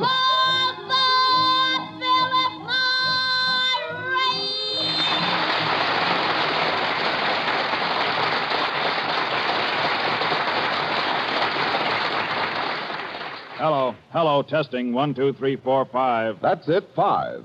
Pipe smokers, try Revelation Pipe Tobacco, a smooth blend of 5 tobaccos. Yes, relax, take 5, take Revelation, a fine pipe tobacco. The Milton Berle Show was written by Nat Hiken and Aaron Rubin. This is NBC, the National Broadcasting Company.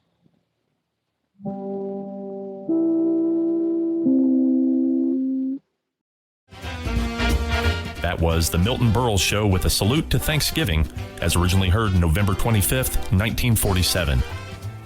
And lastly, on Classic Radio Rewind, we're going to have a listen to the Aldrich family. On the day before Thanksgiving, a fierce rivalry erupts between Henry's and Homer's families as they both lay claim to the store's last turkey.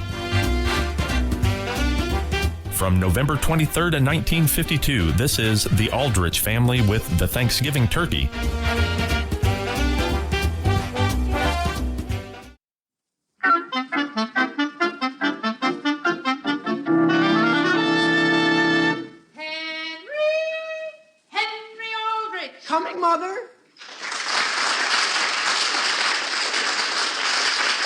Yes, it's The Aldrich Family is transcribed, written by Clifford Goldsmith.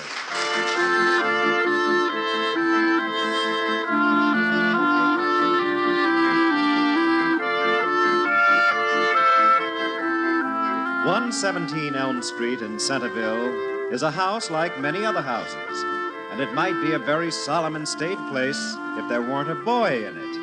And when that boy is a typical teenager like Henry Aldrich, well, it's a place where unexpected things are always happening. The scene opens in one of Centerville's grocery stores. The time is afternoon. Hello? Hello, Mother. This is Henry. Who? Henry Aldrich, your son. Oh, is everything all right, dear? Are you all through at the store? Practically. I just wanted to tell you, though, they're all out of mincemeat, and I've been to 2 other stores. What's that? They don't have any mincemeat at all? No. Mr. Preston said people shouldn't let their shopping go till the day before Thanksgiving. He said that... Dear, I don't care what he said. It's going to be a blow to your father. But I guess he'll have to be satisfied with pumpkin pie. I know, but they don't have any pumpkins either. Don't they have any canned pumpkin? Oh, canned pumpkin? And, Henry, have you picked up the turkey? No, not yet. I haven't been over to that side of the store. Well, dear, you go over there just as soon as you hang up and tell Mr. McGill you want the turkey I ordered 3 weeks ago. Yes, Mother. Only how about sage? What about it? Hey, Henry. What do you want, Homer? When you get through with that phone, I want it. What's that, Henry? Mother, I said, what shall I do about sage? They're all out of it. Henry, they can't be. Mr. Preston said it's account of the late shopping. Well, dear, you ask Mr. Preston whether he can't fix up Mrs. Aldrich with just a little sage for her Thanksgiving dinner. I'm sure he has some put away somewhere. Listen, Henry, when can I use that phone? Gee whiz, Homer, can't you see I'm talking to my mother? What's that, Henry? Nothing, Mother. I'm just talking to Homer. Henry, you aren't fooling around down there with Homer, are you? What's that? It sounds to me like you haven't done any of the shopping I sent you to do. Well, I'm doing the best I can, Mother. Gee whiz, all I've got is 2 pair of hands. Listen, Henry, I've got to use that phone. Well, please hurry, dear, and don't waste any time with Homer. But, Mother. Goodbye. Goodbye. Boy, Henry, it's about time. Gee whiz, Homer, you have to push a guy right out of the booth? Don't speak to me. Don't say a word. Trying to remember 5 different things to tell my mother. Gee, I got to get some sage. Number, please. Squash, chestnut, cinnamon. Number, please. Cinnamon. Operator, just make it plain 232 without the cinnamon. May I have your number, please? I told you, 232, Elm. Elm 232. Gee whiz, now I've forgotten our whole Thanksgiving dinner. Squash, chestnuts, cinnamon. Oh, boy. Squash, chestnuts, cinnamon. Hello? Yeah, listen, Mother, what came after cinnamon? What's that? Who did you want? Isn't this my mother? Well, yes, Homer, it is. Have you got everything for our dinner? Well, the only thing on your list that they've got is breadcrumbs and cleaning powder. Well, did you get them? Well, yes, but it isn't much of a Thanksgiving dinner. What's that? Oh, boy, cranberries. What? I just happen to remember cranberries. That's what came after cinnamon. Well, what about them? I can't get any. Oh, now, Homer, they must have at least a few cranberries. No, they haven't. Henry Aldrich got the last half pound. What's that? Oh, Homer, you aren't wasting your afternoon with Henry Aldrich, are you? No. Only gee whiz, he bought the last cranberries. Well, dear, I don't see how we can have turkey without cranberries. Well, you don't have to worry, Mother. I've got something even better. Oh, that's good. What'd you get? Ketchup. Ketchup? To go with turkey? Oh, well, I like it on anything. And so does Father. I know, dear. And it's red. If you pour it on corn kernels, it looks just like cranberries. Oh, Homer, did you tell Mr. McGill you want our turkey? Well, that's another thing. There's only one.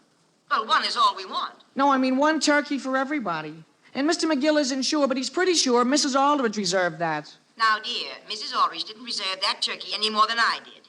I asked Mr. McGill to put it aside for me weeks ago. You did? Yes, now run right over and tell him. Hey, Homer, I got to use that phone again. Well, just a minute, Henry. Homer, is Henry Aldrich there? Well, yes, Mother. Well, he hasn't got hold of that turkey, has he? Just a minute.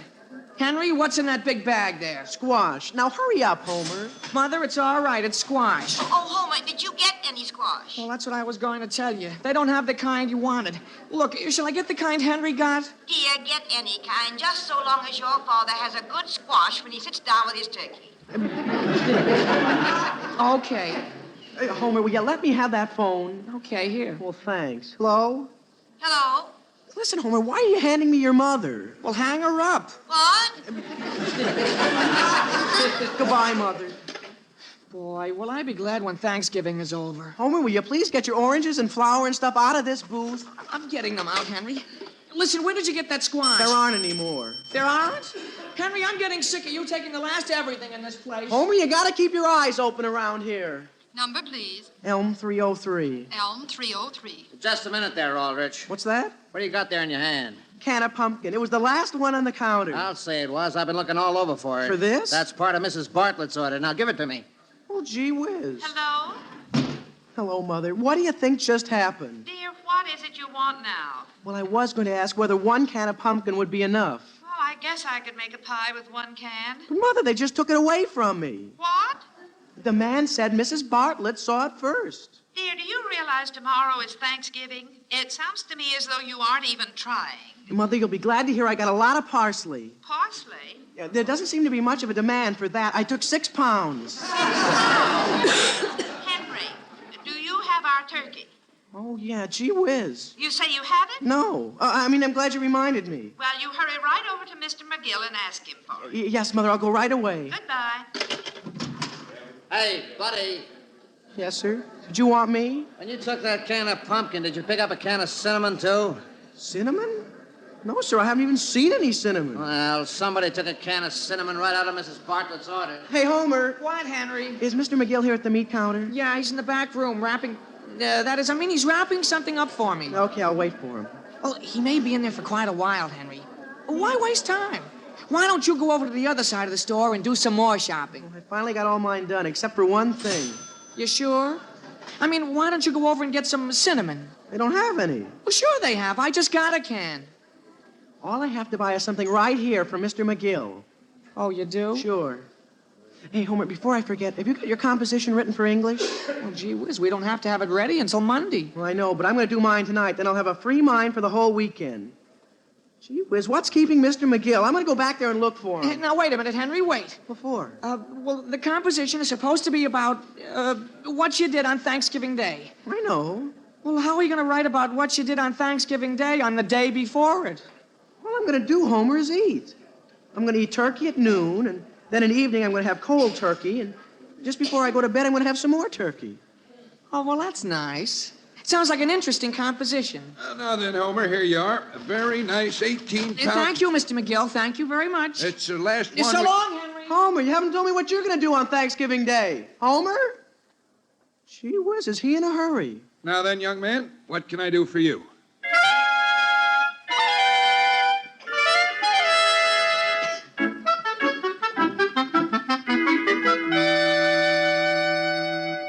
Henry, didn't you explain to Mr. McGill that he promised me a turkey? Well, sure, Mother, and he said that he could definitely promise you one. When? The day after tomorrow. Henry, I need a turkey for Thanksgiving, not the day after.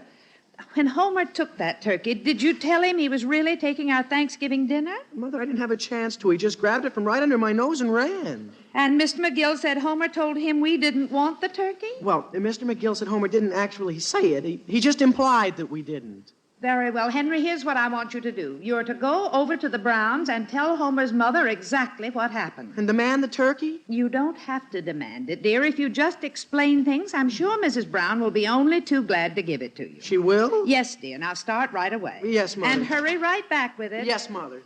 Alice, Yes, Sam?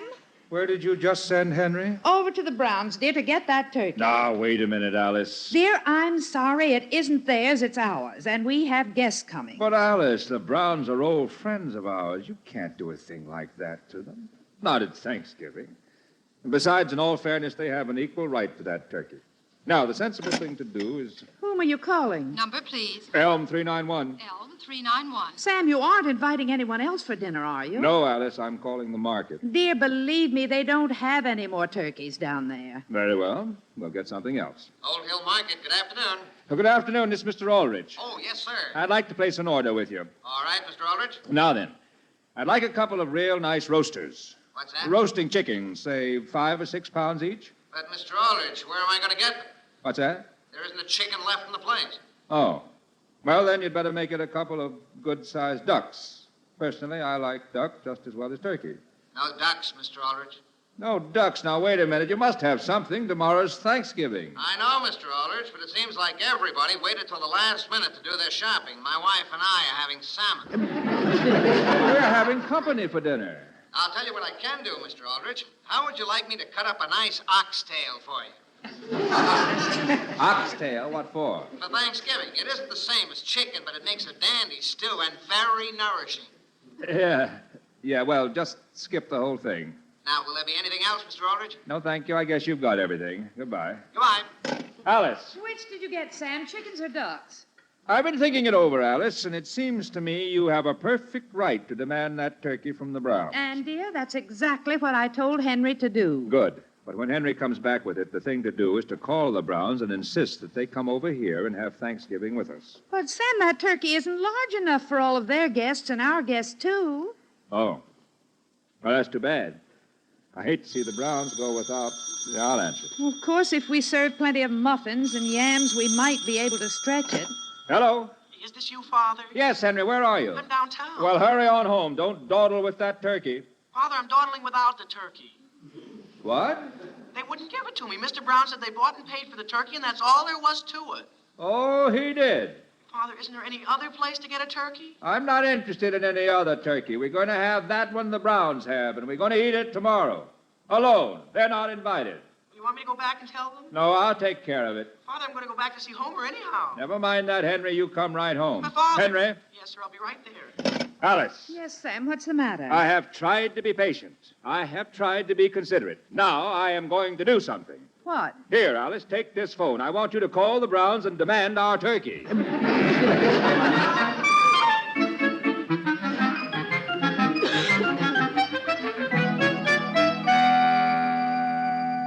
Is that what she said, Elizabeth? Yes, Will. Why, in all the years I've known Alice Aldrich, I've never heard her talk that way to anyone. All right. If they want to make an issue of the turkey, it's all right with me. Mother, I'll be back in a little while. Homer, where are you going? Just over to Henry's. It isn't so late, Mother. Homer, let's get this straight. You're not to have anything to do with Henry Aldrich. Not ever? Not until we've eaten that turkey. And if he wants to speak to you, that's his loss. Yeah, but look, I've got to write a composition, and I need a little advice about Thanksgiving. Well, you won't get it over there. I don't think the Aldriches are celebrating Thanksgiving this year. Well, can't one of you answer that phone? Now, Elizabeth, don't touch it. It's probably Sam Aldrich calling to pick a fight with me about that turkey. Well, now, Will, the least you can do is talk to him. Even if he loses his temper, you don't have to lose yours. Elizabeth, I'm just going to sit here absolutely calm. Father, would you be willing to help me with my composition? What's your problem? Well, I have to compare what the Pilgrims did on their first Thanksgiving with what I did tomorrow. Well, for one thing, you can point at what you did tomorrow. Yes, sir. What did you do tomorrow? What's that? Homer, what are we talking about? Will, I think you should at least go to the phone and tell Sam you're not going to give him that turkey. He'll find out soon enough, Elizabeth. He'll find out. He's found out already. Well... What's that? It's the front door. And I'm not going to sit here and just hear bells ringing. I'll go to the door. I'm willing to do that. Let me know who it is. The same here, Father. Hello there, Will. Well, Sam Aldrich. Aren't you, won't you come in? No, thanks, Will. Mr. Brown, is Homer here? Now, Henry, you stay right here on the steps where you are. Don't bother the Brown. Oh, Henry's no bother. Is there something I can do for you, Sam? Will, I don't know what this is all about, but I take it that Alice lost her temper when she phoned your wife a few minutes ago.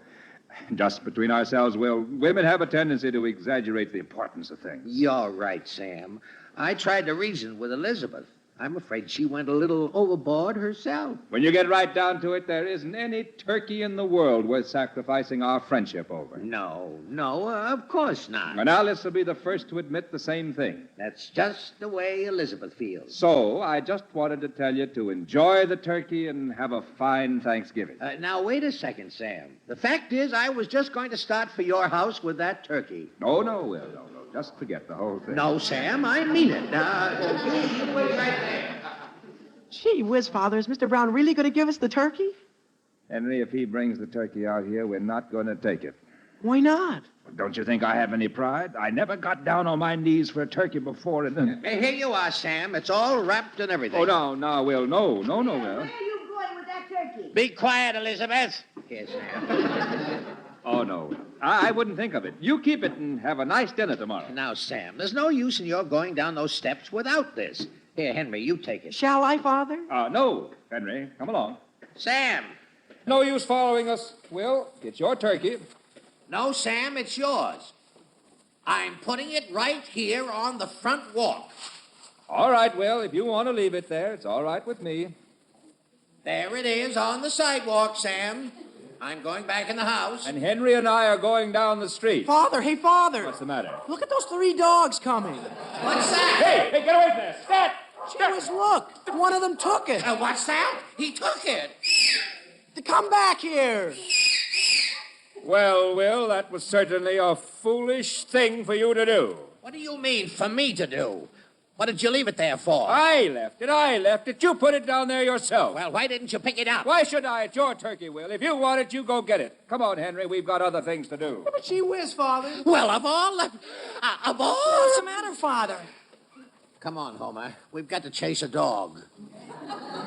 A dog, Father? For Thanksgiving?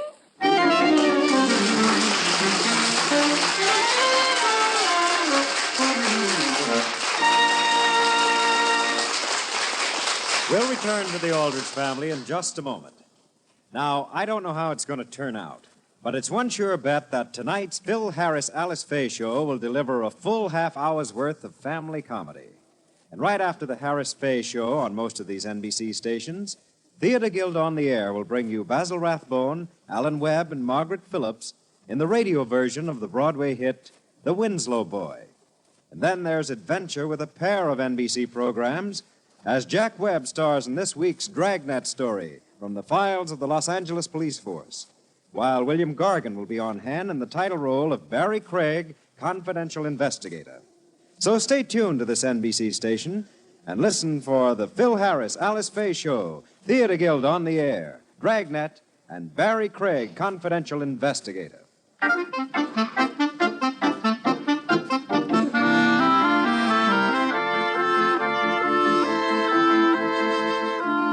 Now getting back to the troubles of Henry Aldrich. The Browns have somehow got a turkey from the meat market that had been reserved for Mrs. Aldrich. And then while Mr. Aldrich and Mr. Brown were each trying to outdo the other with politeness over the bird, a stray dog ran off with it. The scene opens in the basement of the Elm Street Church. The time is that same evening. Step right in, folks. Step right in. The auction's going to begin shortly. Hello there, Mr. Johnson. Oh, hello, Mr. Aldrich. Hi, Henry. Hello. Has the bidding started yet? No, we'll be starting pretty soon. Pretty nice turkey. Nicest bird you ever saw. 25-pounder. Come on, Henry. Step right in, folks. The auction will begin shortly. Gee, Father, I just happened to remember something. You know that darn dog that stole our turkey? Mr. Brown's turkey. Yes, sir. Well, I think his name is Dodo, and he belongs to that family that lives down on the corner of Main and Elm. Where? You know, where the fence is broken down. Oh, yeah. That's the family Will Brown's always complaining about. They got about 15 children. Yeah, and 2 dogs for every child. Pardon me, Mr. Aldrich. I want to get right up here in front. Oh, hello, Mrs. Fry. Well, now, folks, we're auctioning off just one turkey tonight, but it sure is a beauty. They say it's a direct descendant of the first turkey the Pilgrims ate. Oh, hey. Hello there, Mr. Johnson. Oh, hello, Will Brown. Hi, Homer. Hi. We aren't late, are we? You haven't sold a turkey yet, have you? No, sir, but we're going to start right away. Come on, Homer. Let's get over here to one side. Boy, am I tired. Does this tear in my pants show? What tear? When that dog tripped me. Well, it doesn't show too much if you don't bend down. Homer, why couldn't you have remembered this auction before I tried to climb that fence? All right, friends, here she is. It's all for charity, a worthy cause. Bid freely and generously. You may be sure good use will be made of the money. Now, what am I offered for this beautiful turkey? $15. 15 on bid. That's an insult to this beautiful bird. I wouldn't be surprised to see her get up and walk off in a huff. Who'll make it 18? 20 I have. Why, the drumsticks are worth that. 25. Now it's 25. Now it's 25. 30. Now it's 30. Now we're going. I have 30 bids. Father, aren't you going to bid? $30.50. No, I'm sorry, Mr. Brown.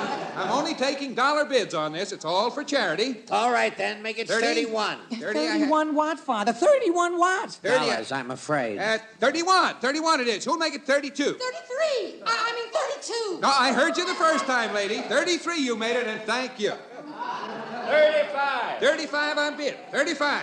Well, Homer, I guess that lets us out. 35 I have from Mr. Aldrich. Who'll make it 40? Homer, did he say Aldrich? Well, gee whiz. Who'll make it 40? 45. 45 on bid. 45. That'll show Sam Aldrich. 45 is 50. 55. Gee whiz, Father. Keep quiet, Homer. 55 on bid. 55. Who'll make it 60? 60. Well, thank you, Mr. Brown. You raised your own bid. Thank you. I did?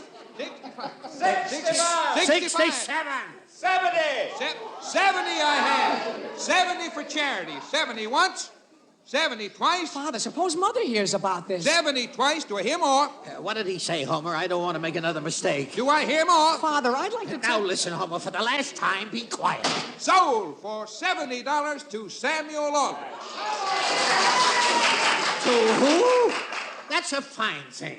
And, Homer, it's all your fault. Mine? Well, how are you, Will? How are you, Sam? Mr. Aldrich, if you'll step up here and pay your $70. All right, I'll be happy to. Bye, Homer. Bye, Henry. Mr. Aldrich, I want you to know this turkey is going to be wrapped and sent to one of the most deserving families in town. What's that? And presented, of course, with the compliments of the whole Aldrich family. What? Oh, boy.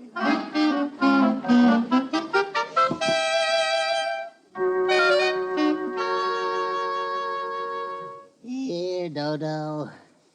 Come here, Dodo. Nice doggy, Dodo. Won't he give you the turkey, Papa? Dodo, give Papa the turkey. Junior, keep away. Do you want to frighten him?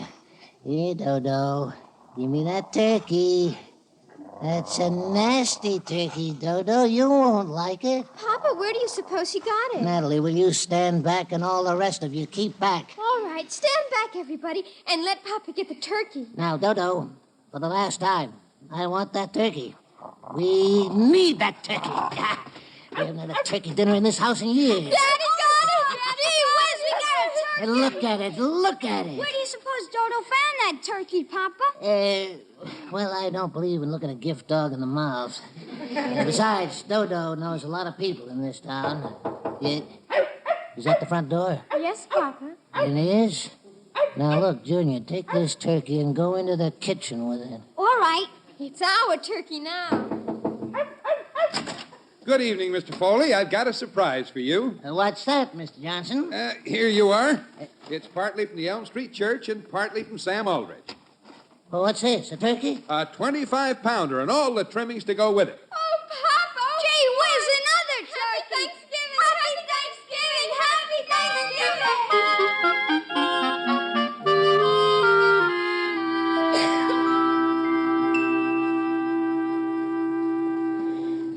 Just a minute, Alice, and I'll turn the light out. Don't forget to open the window before you get into bed.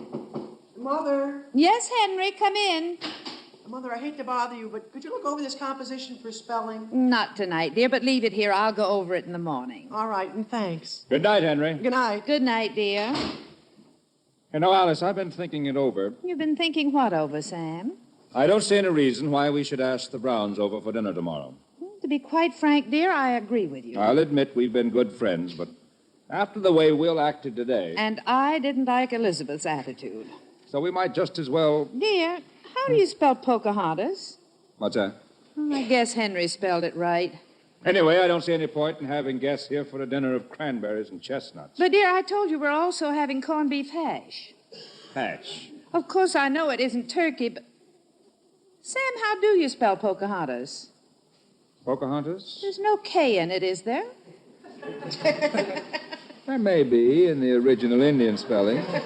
Sam, listen to this. Listen to what? What I Did on Thanksgiving by Henry W. Aldrich. Thanksgiving's tomorrow. Yes, dear, but stop interrupting.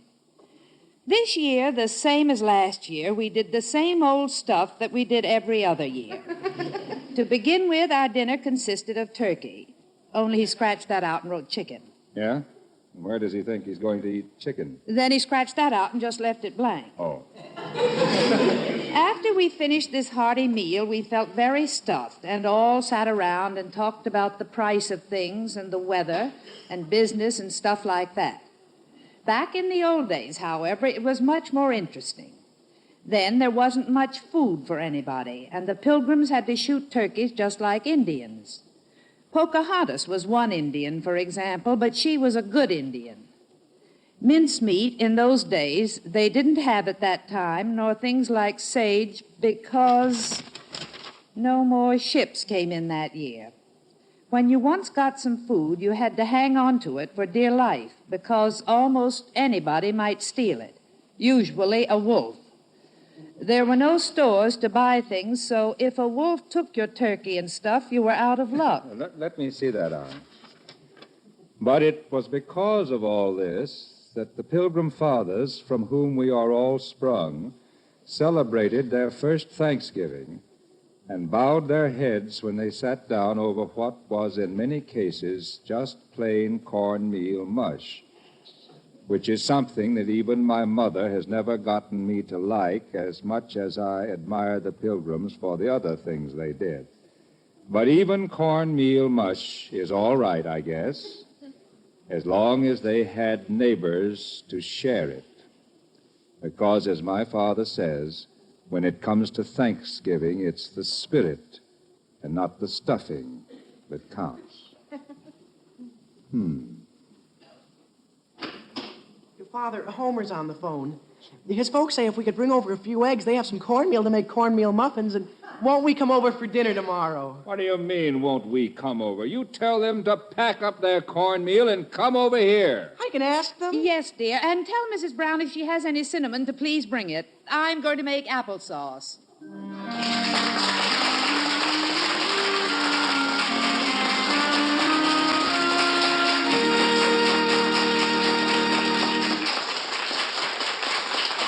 Fight communism by joining the Crusade for Freedom, the independent movement of the American people which supports Radio Free Europe and Radio Free Asia. These two networks are shattering the isolation which the Kremlin has imposed on its slave states. As a private enterprise, they can hit hard and expose the falseness of the communist line. They can spike the hate and lie campaign of the Soviets against the free world. So, help build more transmitters for Radio Free Europe and Radio Free Asia.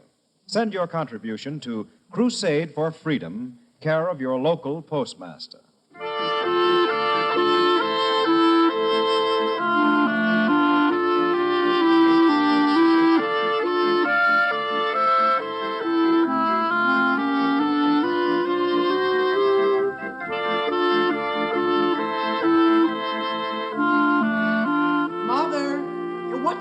Dinner. Not for another hour or so, dear. Well, look, Mr. Foley's dog, Dodo, is out in the front yard. Yes, Henry? And Homer and I are going to take him and do a little hunting. Hunting, dear? Just around the neighborhood and see what we can dig up.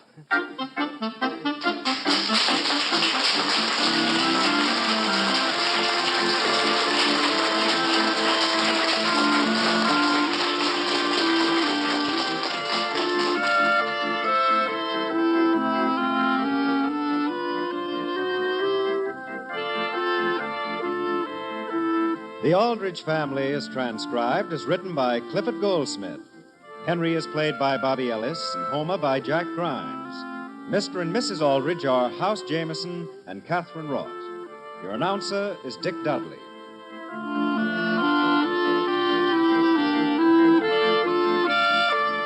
Listen again next week, same time, same station, for another sparkling half hour with the Aldrich Family. Good night, everybody.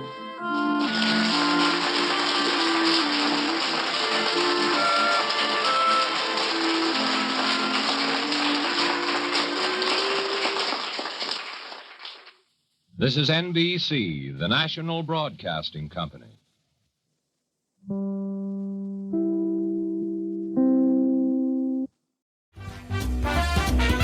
That was the Aldrich Family with the Thanksgiving Turkey as originally heard November 23rd, 1952. I'll be back with closing thoughts right after this.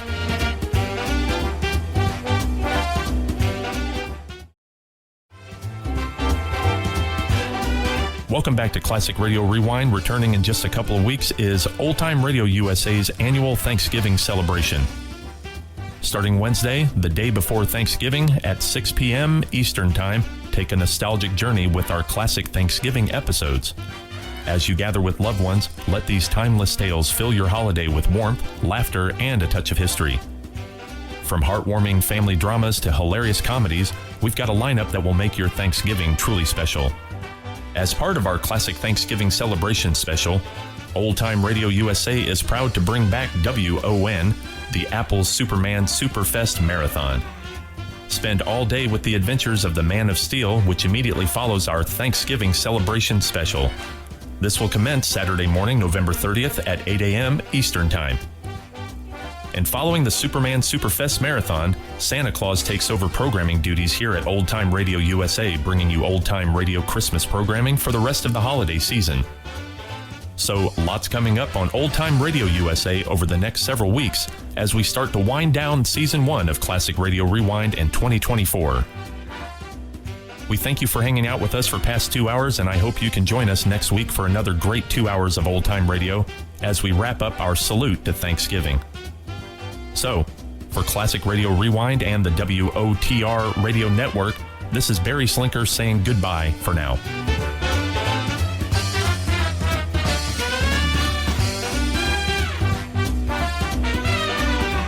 Classic Radio Rewind is a production of the WOTR Radio Network. For more Classic Radio Rewind and to listen to any of the WOTR Radio Network stations, go to www.wotrradionetwork.com.